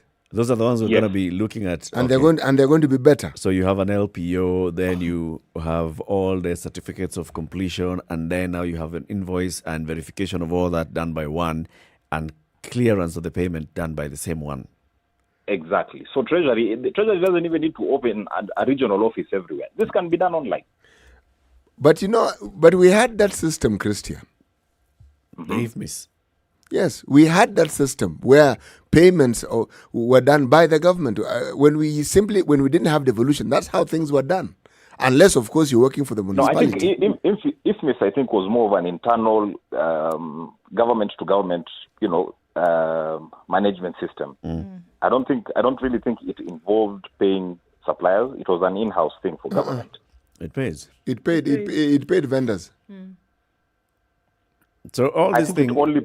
Do you remember NYS? Yes. So you basically process the entire payment, and then you enter this into this central payment system. Yes. Called IFMIS, so that it's all cleared from the central place. Because even now, as we talk about in my understanding of IFMIS, I think the county governments were running their own. How do I put it? Like they had their own small to permanent to payment platforms. Yes, plus they had their own version of IFMIS. Like they could manipulate it from there. They were the ones still processing the payments. Okay. So it wasn't really coming from Treasury. Okay. I hear what you're saying. I think what should happen. I'm just not getting what you're saying. What I'm trying to say is, county governments just need to only allocate jobs. Those procurement and accounting officers in-house should just say, this person is doing this job, forward everything to Treasury. Then how would it be devolution if they cannot control the funds, if they cannot make those decisions? How will it be devolution? They still control their funds. They still decide what to do with their money. Actually, for something to actually be devolved, it means all the functions that you previously had at the national level are now transferred to a smaller entity. Yeah, but what in terms of this, how does this affect devolution? Because the money is yours. You use it as you wish. No, actually, there are checks and balances, Christian. So you come up with a budget. Yes. This budget is approved by the county assembly. Then the budget is signed into law by the governor. Then that is the basis of which everything, all payments, all disbursement of funds will be based.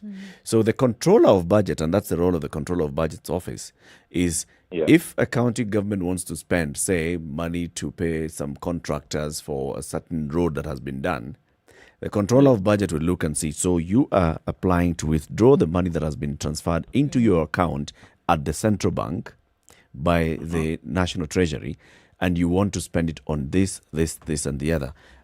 Is there proper documentation starting from appropriation in budget that supports this? So if she's convinced and she's satisfied that, yes, this meets the criteria, then that's when you're allowed to draw that money from that account. But you see, it's clearly not working.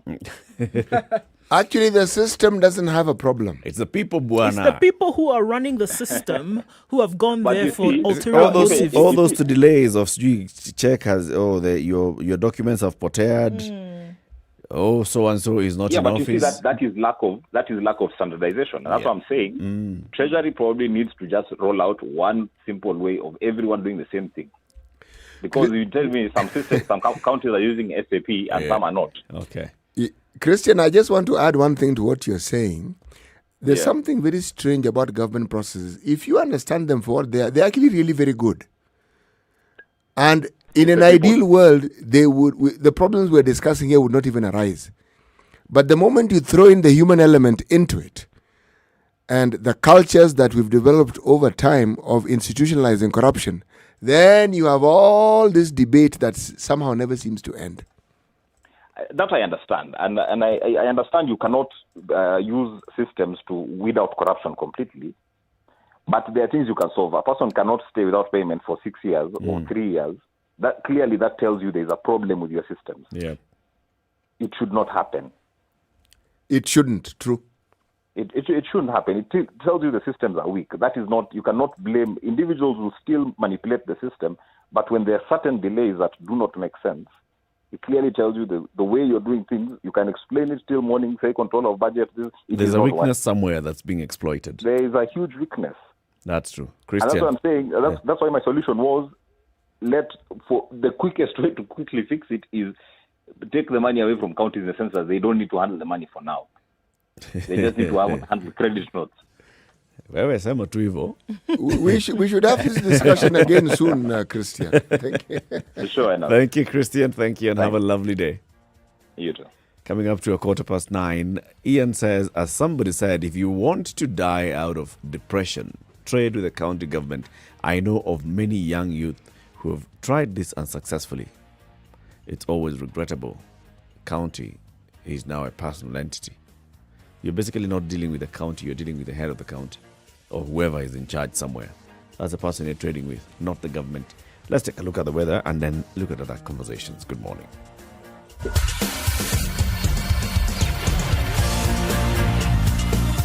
This is the Situation Room, the only way to start your day. Spice up your...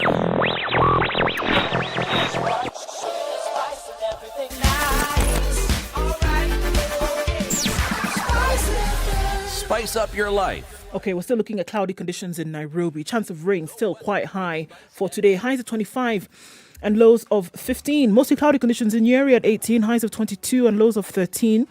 14 degrees will be the low in Nakuru. Mostly partly sunny at the moment. Sunny conditions also in Eldoret at 20. Highs of 23 and lows of 13. And partly sunny in Kisumu, 20 degrees, highs of 27, lows of 19. Kakamega is going to be sunny through most parts of today, highs of 28, getting quite warm. 22 will be, or rather 27 at the moment in Mombasa. 31 will be the high and 24 the low. 31 the high in Malindi today, mostly cloudy for most parts of today, and lows of 25. Looking at light rain still coming down in Kampala at 20, highs of 25 and lows of 18. It's mostly sunny in Dar es Salaam at 28. We're looking at highs of 30. 18 degrees and mostly sunny in Johannesburg, highs of 23 and lows of 27. We're looking at 32 being the high in Lagos. It's clear now at 26. Highs of 30 in Kinshasa, where it's still raining at 24. Looking at Beijing, where it's warmed up considerably now at 8 degrees. Highs of 6 and lows of -9. It's cloudy in Paris, and it looks like it's going to rain for most parts of today. Highs of 11 and lows of 9. Mostly cloudy conditions in London at 4. And that will be the low, looking at highs of 6. It's now Wednesday morning in New York at 3, and clear skies going to highs of 7 and lows of 1.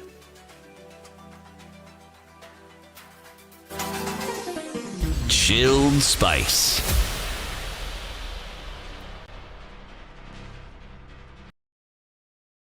Mature, intelligent talk every morning. Spice up yourself.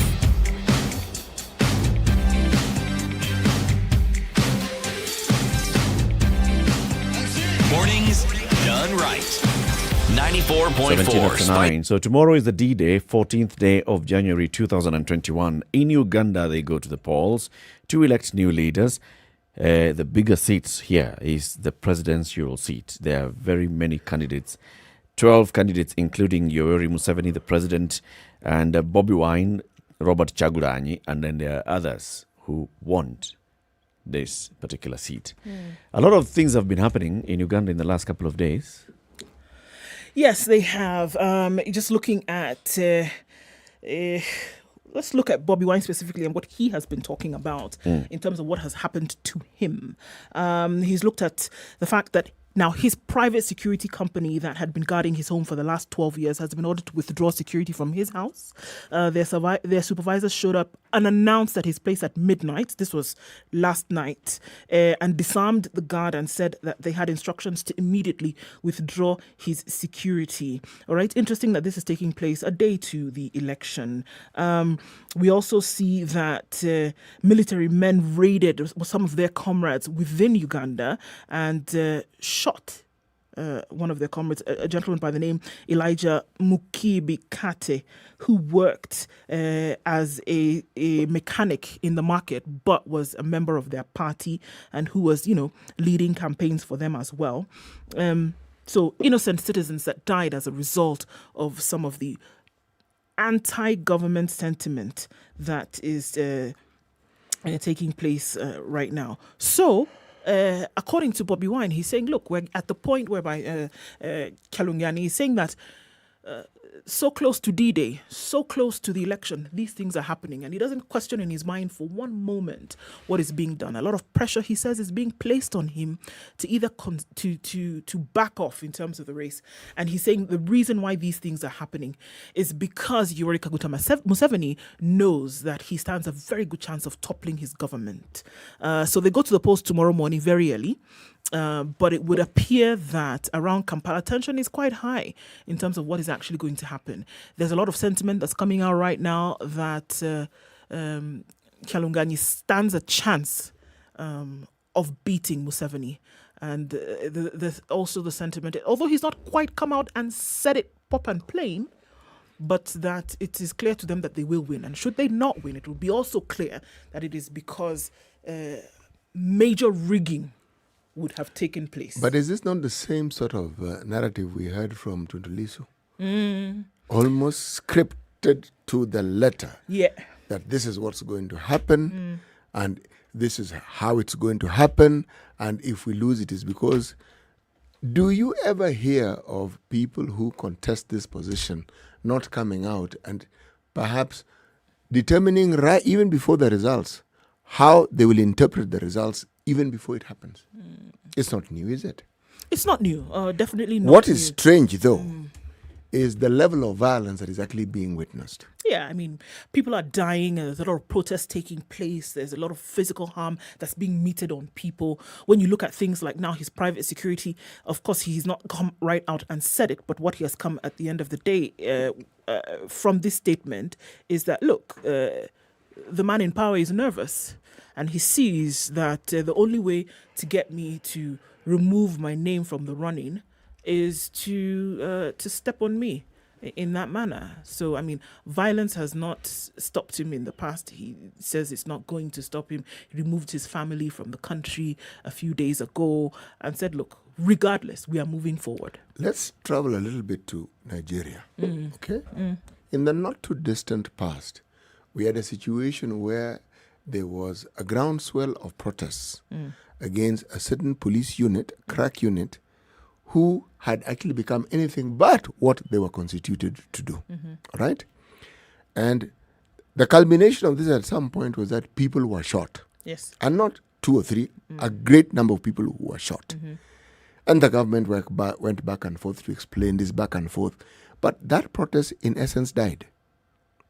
Now, what is it about governments, and it is not African governments? In Belarus, we have seen worse things happening to people who have protested and people who have voiced certain sentiments that are against the government.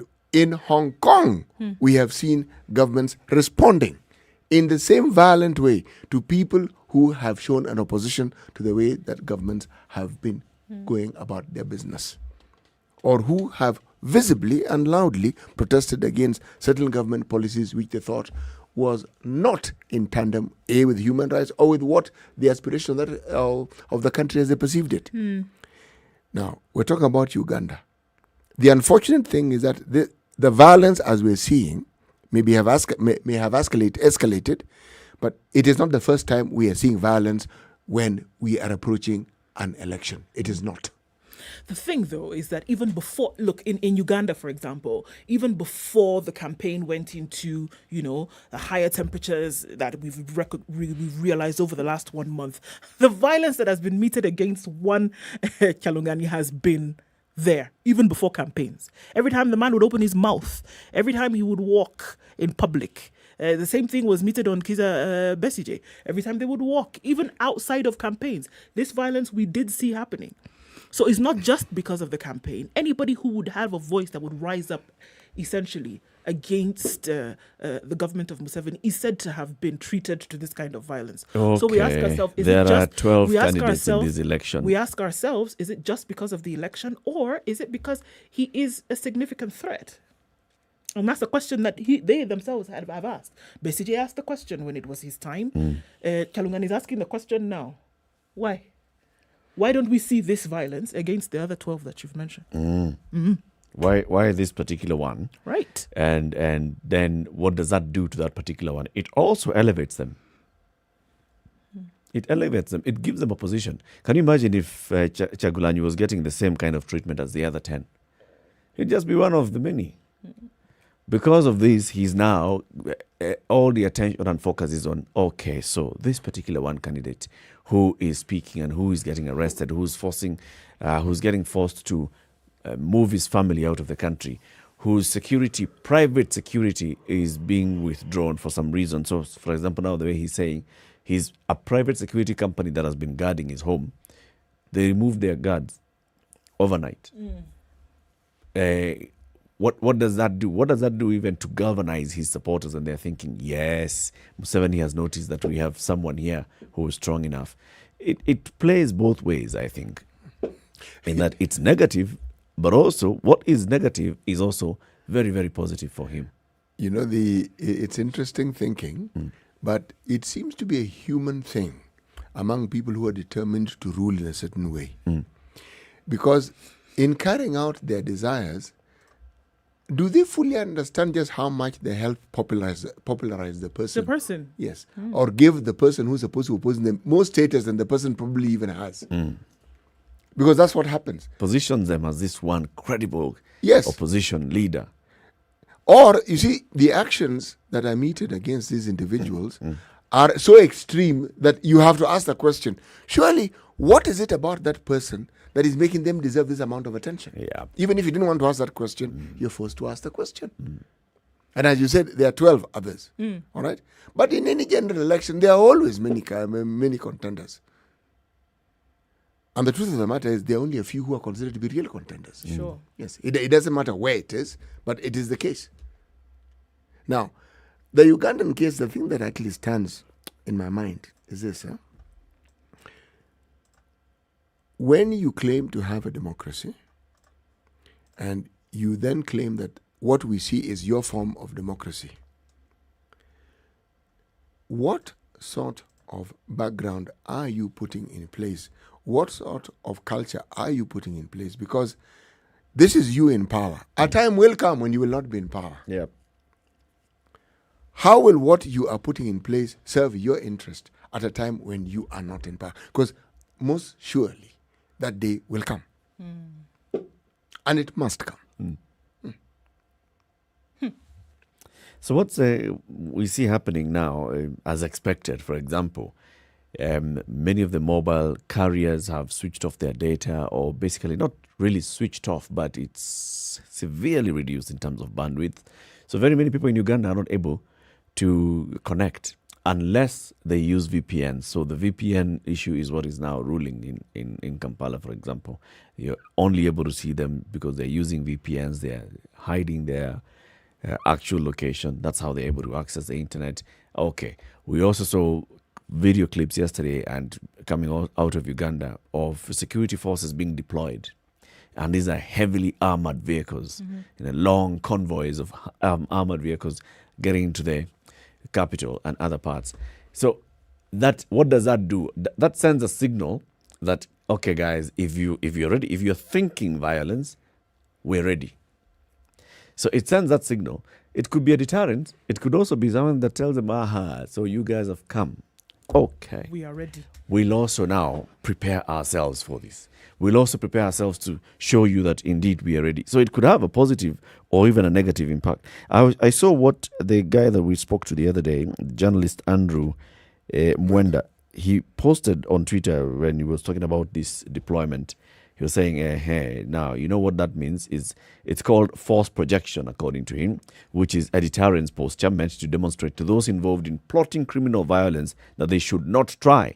Perhaps some people who are plotting for insurrection instead of elections have gotten the message. However, that also is likely to have a negative impact because it says voter suppression also may be an unintended consequence.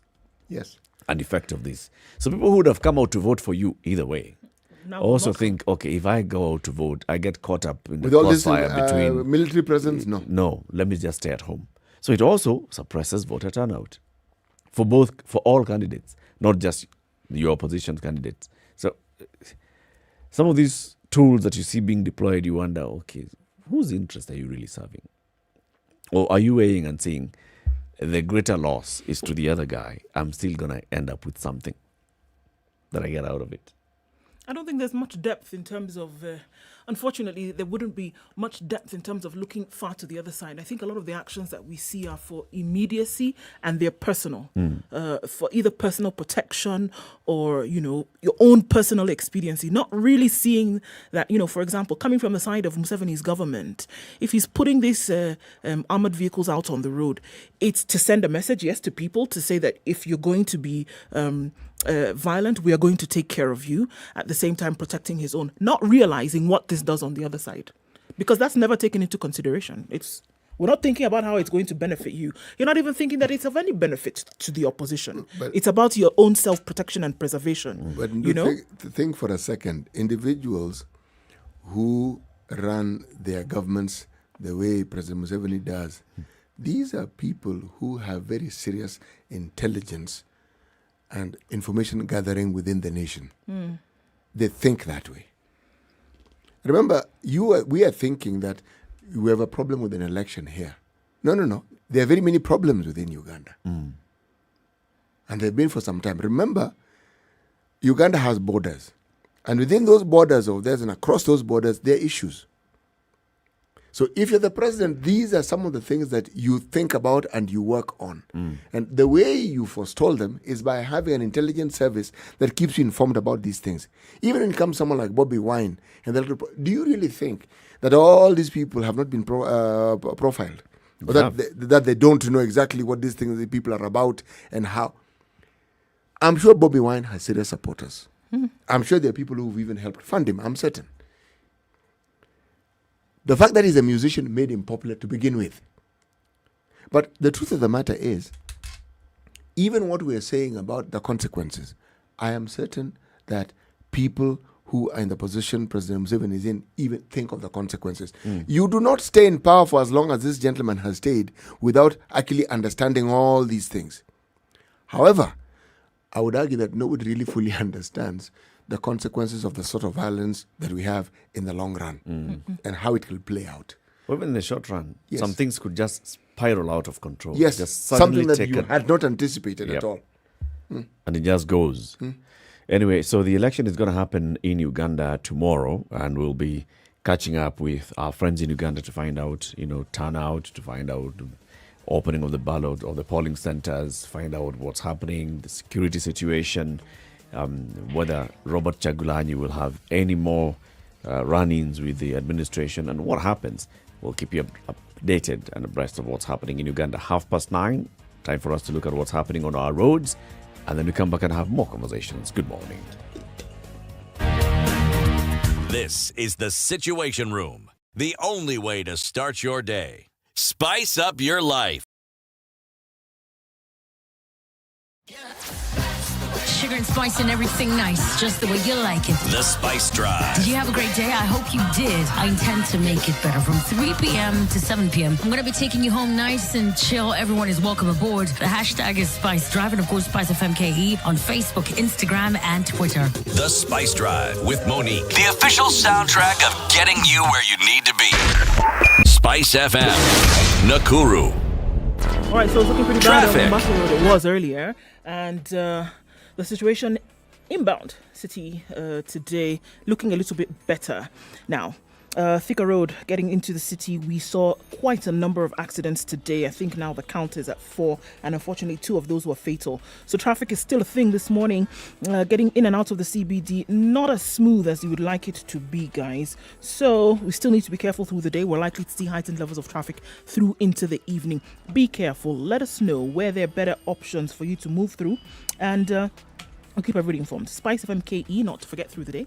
Text on 40127. Welcome to Spice FM, the best exclusive radio station bringing you the best mix of the best music ever. Mature, intelligent talk every morning. Spice up yourself.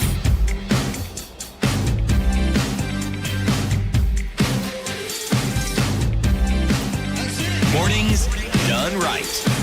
94.4 Spice FM, Nairobi. Okay, so Ndu, tourism. Okay, so Naomi Campbell is going to market Magical Kenya as brand ambassador. Supermodel Naomi Campbell will market Kenya to the world as an ideal tourism and travel destination. This was announced by CS Najib Balala yesterday. He's actually sent out a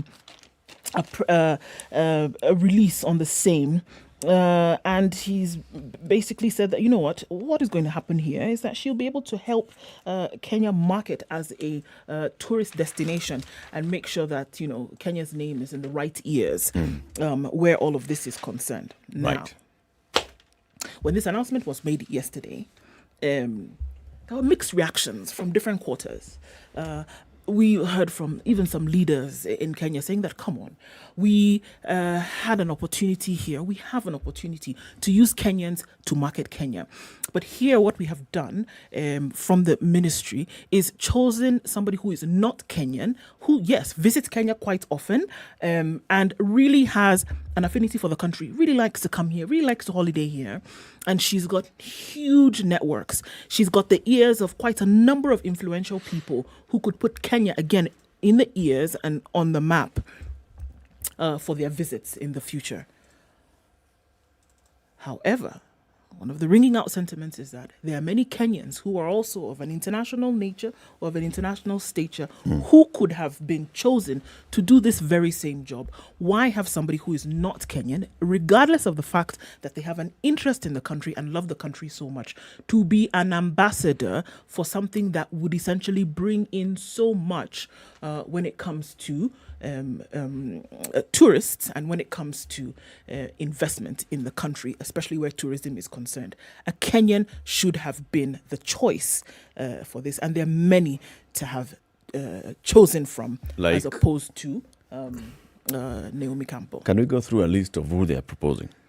Oh, I mean, there were some names that were thrown into the ring yesterday from the likes of Oscar winner Lupita Nyong'o, their former Kenyan models such as people like Emma Toe who've stood in these positions before. They're actors of Kenyan heritage who could actually be brought in, who do love their country as well, who could come in and do Eddie the same Gathegi. job. Eddie Gathegi, such people, right? What about athletes? Why? Even the athletes, people like Eliud Kipchoge, for example, who knows the world and who also does have the attention of the world, in his networks, could have been able to do the same job. Why not choose a Kenyan to do But this? why only have one? Okay. Let's say you wanted an ambassador or to represent you, but someone who isn't Kenyan.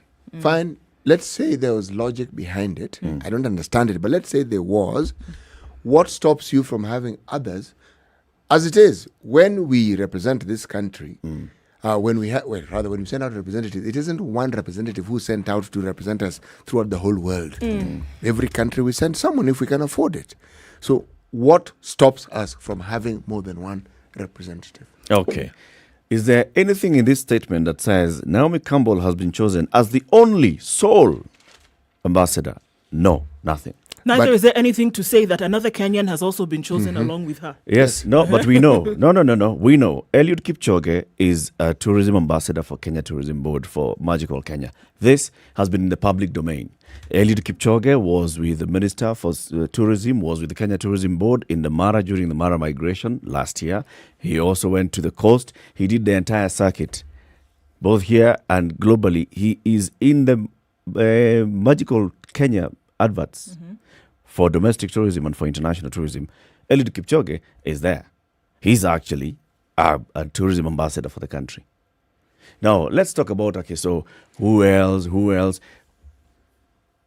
If you're talking about selling a product in a certain market, you want to look at the suitability of the person in that market that you're talking about, or the market that you're targeting.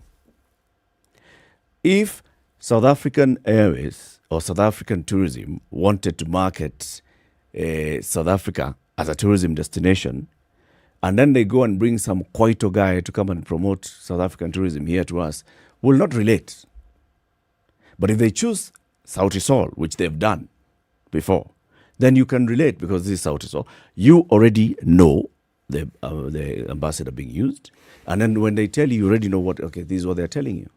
Similar thing that I'm seeing here. Naomi Campbell is an international supermodel. I did not see many comments asking, who is this person? There was name recognition immediately. Naomi Campbell, I've heard of Naomi Campbell. So even internationally, Naomi Campbell is a name that is recognized. Naomi Campbell is in the lifestyle category of things. Naomi Campbell has toured many parts of the world, and this is a brand that she has created for herself in terms of lifestyle, in terms of who she is. So when she talks about tourism, it's falling straight in line with what she does on a daily basis. Eddie Gathegi, he is a good actor. There are those who know him, there are those who don't know him. If he starts talking about tourism and we don't see much about him saying where he's traveled or where he's been, people will not immediately relate. He may not be able to talk to the people who are interested in tourism. I see this as a very straightforward, by the way. I'm like, what's the big issue? I don't see a big issue, by the way. From where I sit, I look at it from that, I see, one, recognized brand, yes. Recognized brand in the market that we are targeting, yes. Affiliated to tourism and associated with tourism and lifestyle products, yes. So, has she shared her experience in Kenya before? Yes. Does she understand the product that we're talking about? Yes. Naomi Campbell basically comes to Kenya almost every year. Spends time in Malindi. When they were doing this, making this announcement with the tourism CS Najib Balala at Vipingo Ridge, Naomi Campbell has been to Vipingo Ridge before, and she was like, I've been here, I know, this is Kilifi, I live in Malindi, it's in Kilifi County, I appreciate what we have, I can go and talk about this more and more people. Does she have access to people who can spend and come to Kenya? Yes, she does. I think that's well and good. I don't even have an issue with her. I'm saying that an option should have been given to Kenyans as well. Even if it was going to be a tag team effort, even if it was going to be something that they did in collaboration one to another, because it would look as though, and this is the perception by very many a Kenyan, even what we saw on social media yesterday, it would look as though the responsibility of being able to do this job and do it well could not be given to a Kenyan. It cannot be given to a Kenyan because you're targeting an international market. So when you talk about Kenya, how many Kenyans? Are there no Kenyans who work on the international scene? In the lifestyle sector? Are there no Kenyans? There are. There are Kenyans, but has the door been closed? Does it mean that I cannot move unless I move? No. You know, the thing is, I'm seeing the reaction here is just simple. The reaction of, why Naomi? Why not others? Who said others cannot be brought in? Not even why not others. The question is not why there is. The question is not why her. It's why not us. Yeah, and I'm saying that's the thing. Why not a Kenyan? Who has said? And if you look at it, there's no vitriol against her, and I think that needs to be removed. Not many people have noticed that Eliud Kipchoge was appointed as Kenya's tourism ambassador. Not many people.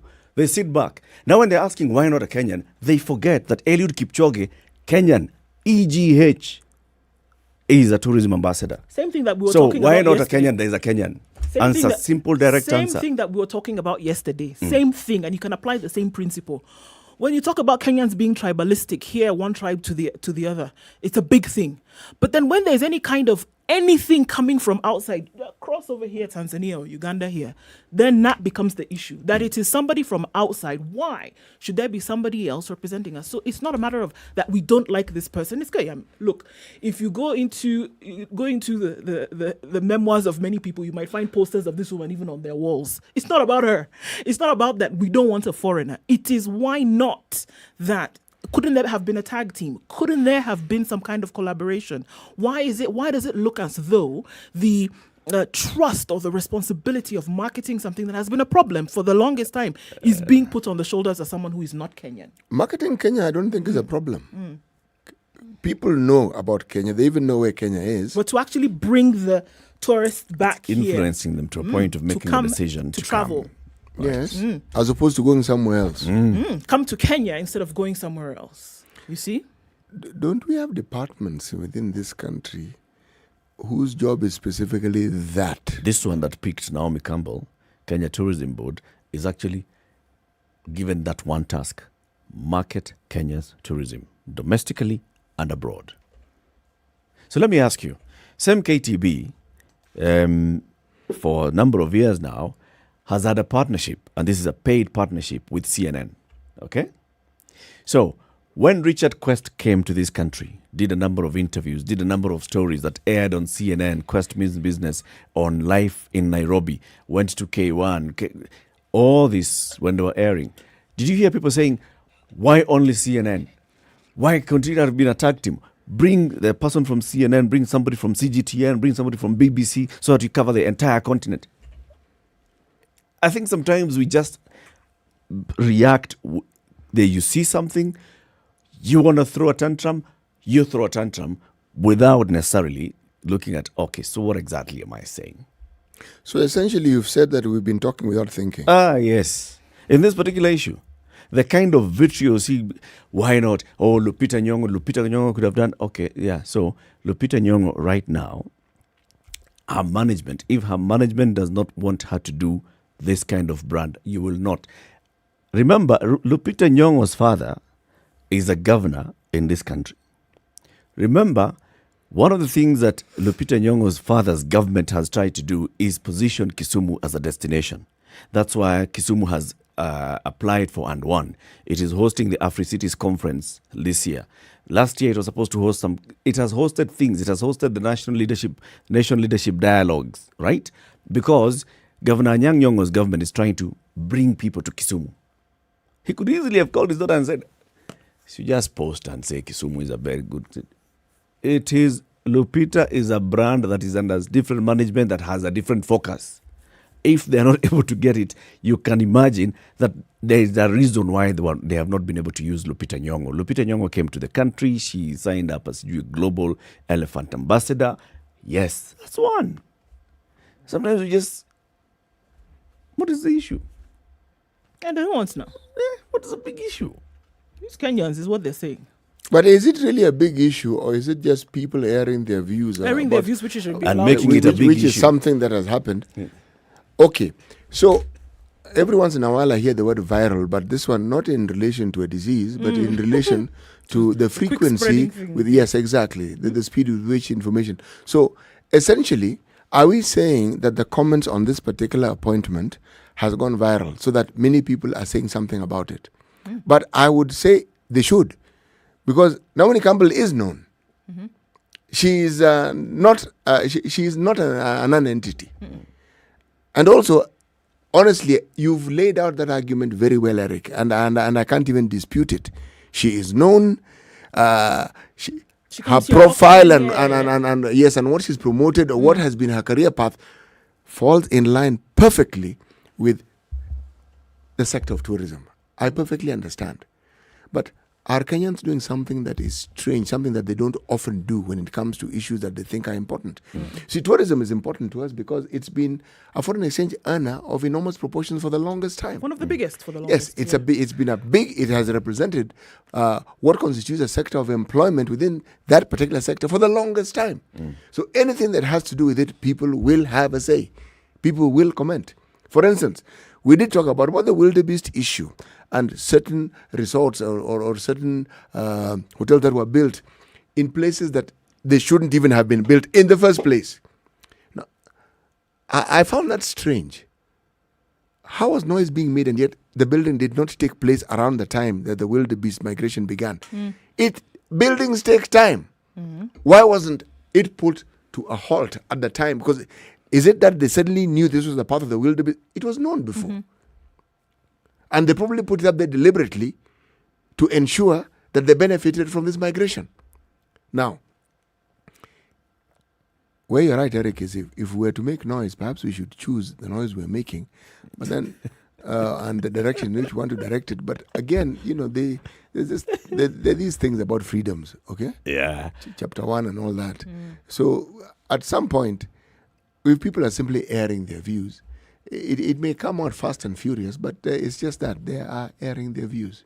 Yes. Okay. So, airing your views is fine, and even airing contrarian views is fine, but also sometimes let's look at... because, for example, what I saw is even photos started being circulated at the same time because Madonna is in the country. or has been, right? Madonna has been somewhere in Samburu. So people are saying, why not her?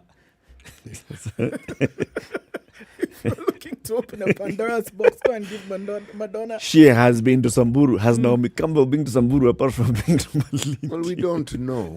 Of course we don't know. But it is, I mean, as you put it correctly, I mean... Not the only one. Even Bill Gates has been here many times. My friend, there are very many people who visited this country. Right. Very many, let me put it correctly, very many famous people who have visited the country. In fact, you're talking about Bill Gates. The foundation that he and his family, he and his wife run, have projects in the country. Yep. So Melinda Gates has visited this country more times than you can imagine. Yep. Yes. But among other people who also visit this country. So, if they chose Naomi Campbell, look, these are people who know their business. That's why in that board. And they must understand what it is that she brings. Yes. It's not as though they did an inky pinky ponky, father has a donkey sort of thing and decided who is going to be. No, they thought it through. Yes. Let's hear from Roderick. Roderick, good morning. Good morning. Good morning, Roderick. Have we said Happy New Year to you this year? No. Happy New Year this year. Travesty. Happy New Year to you too. Yes. Kenyans, we are noisemakers. It's our pastime. We are bored. We are idle. We are angry. Yeah, we're just angry. We just want to vent out. I think Naomi Campbell is a very good strategy. The woman interacts with the high and mighty, brushes shoulders with the celebrities of this world and all that. Hii mambo ingine hii kelele tu ya Wakenya bwana. If you put Lupita Nyong'o there, it will be politicized. Handshake ambassador or whatever. I'm telling you. So after that, tuchukua huyu outsider tuweke hapo. I'm telling you the truth. Already I can see Omanga was talking something on social media, upuzi huko. But yeah, alienda Russia. Did we complain? You remember when they went to Russia, they spent taxpayers' money? She wasn't the only one. Even Kinaji Chopevu, they went there as MPs. It was... As MPs there. For what? Something they own in a very nice big screen hapo kwako kwa nyumba. And you enjoy it. So Kenyans were just noisemakers, and if you put a Kenyan there, tungeambiwa waeke handshake na tanga candidates to run the show for this ambassadorial thing. I'm telling you the truth. To balance it out. Yes. Thank you, Roderick. Have a good day. Jimmy in Malindi. Good morning. Good morning too. So you're village mates now because I mean she always comes to Malindi. What do you say about this? Yeah, I've met her several times. You have met her? No. Hey, Eric is in awe. Me. As an artist. Yep. So Naomi Campbell is not a bad idea. But what I believe is that we have Kenyans who can take such an opportunity. Like? Because my sister, we have models in Kenya. But are they of Naomi Campbell's stature? Yes. Hello? Yes. Sorry? Jimmy, I didn't get you. CT is asking, the Kenyans that you are mentioning, do they have the same stature as Naomi Campbell? Basically, I can say no because she's of a higher level. But what I believe is that she may be of that higher level, but look at the history of Naomi Campbell. She was in the dancing group when she was young, and then after that, she joined the designer, this designer group, and then the beauty thing like this. She went on through her beauty career and fashion designing. Sawa. But if you look, what are we doing? Yes, we know a Ferrari is a very beautiful car which can go very fast. But we cannot take a Ferrari and put it in the ocean and start racing with a motorboat. You see? So, okay, she's good and all that, but what are we giving her? We are giving her to market Kenya. Yeah. And has she been through this hoteling? Has she been through the Kenya School of Tourism? East African tourism? Has she studied? Does she need to? Issues to do with tourism? Because one thing I believe is that they say a governor must have a degree.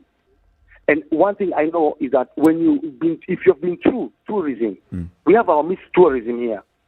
And if you've been through tourism, school of tourism, then you can say you are marketing. This is not about fashion show, or this is not about a show off, you know. So it is something to do with the economy of the country and especially tourism. So you must have real knowledge about what you're marketing. And this is the problem even with the BBI. Because look, BBI is allowing the double citizenship people who have Kenyans with double citizenship to acquire government jobs. These people will come with Oxford and Cambridge University, Oxford, University of Harvard, and all this. And we have got the Nairobi University, Mount Kenya University degrees. So, and we know very well, people with these foreign university degrees are the ones who have been given the first-hand. There are very many Kenyans with degrees from all these universities you're talking about, with only Kenyan citizenship, who are Harvard graduates, Oxford graduates. Yes, but very, very, very minimum than the ones who have the local degrees. All right. So we hear you, Jimmy. We hear you, Jimmy. So let's just hear from other people as well as you're coming 5 minutes to the top of the hour. Oscar in Gong, good morning. Morning and Happy New Year. Happy New Year, Oscar. Happy New Year, Oscar. Dijo Babu. Fiti hali. Safi. Are you well, Oscar? I'm very well, I thank God. I'm well. Okay. I just wish to. I didn't know there was even something like this going on out in the air, but I've had it from you guys, and I wish to contribute. Yes. I would like to give a pat on the back for Roderick for whatever he has said. But besides that, I think hearing from what you guys are saying, what the feedback or responses are on social media, I think we are very reactive.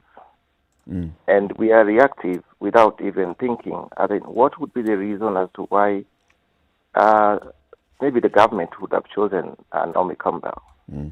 As it has been said, as it is known, up to a certain generation, nobody needs to be introduced to the name.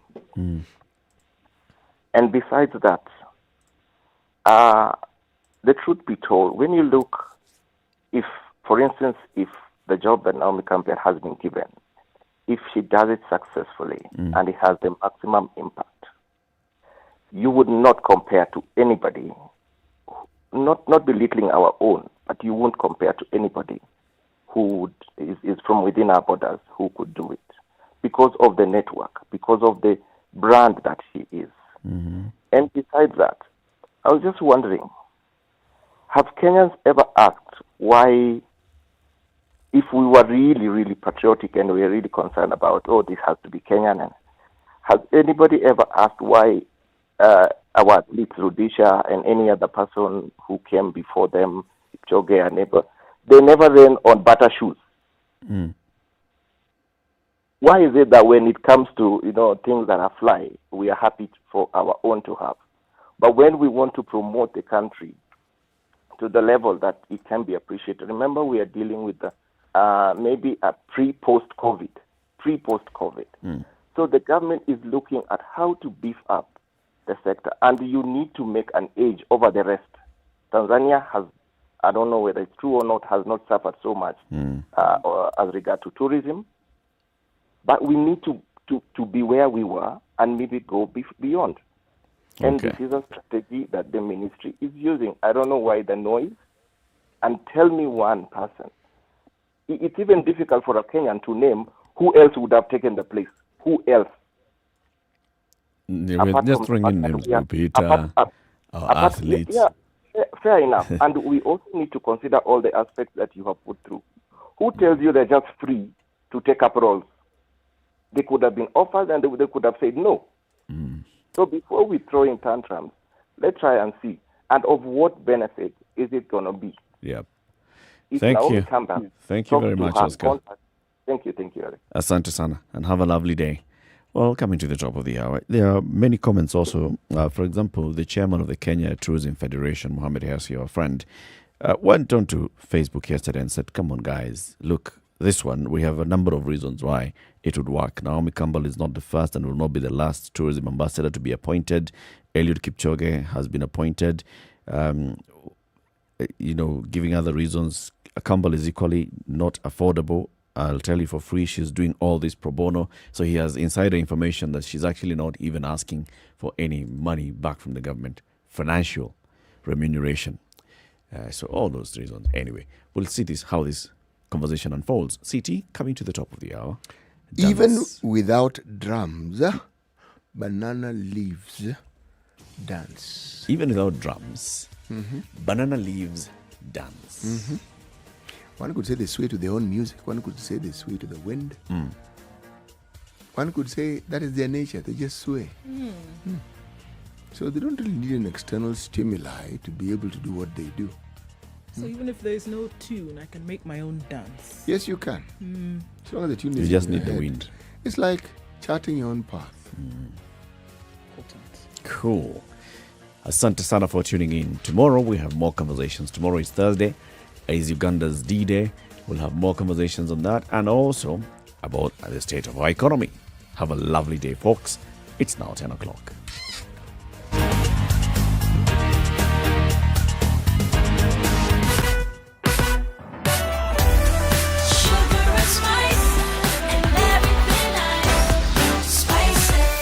Spice up your life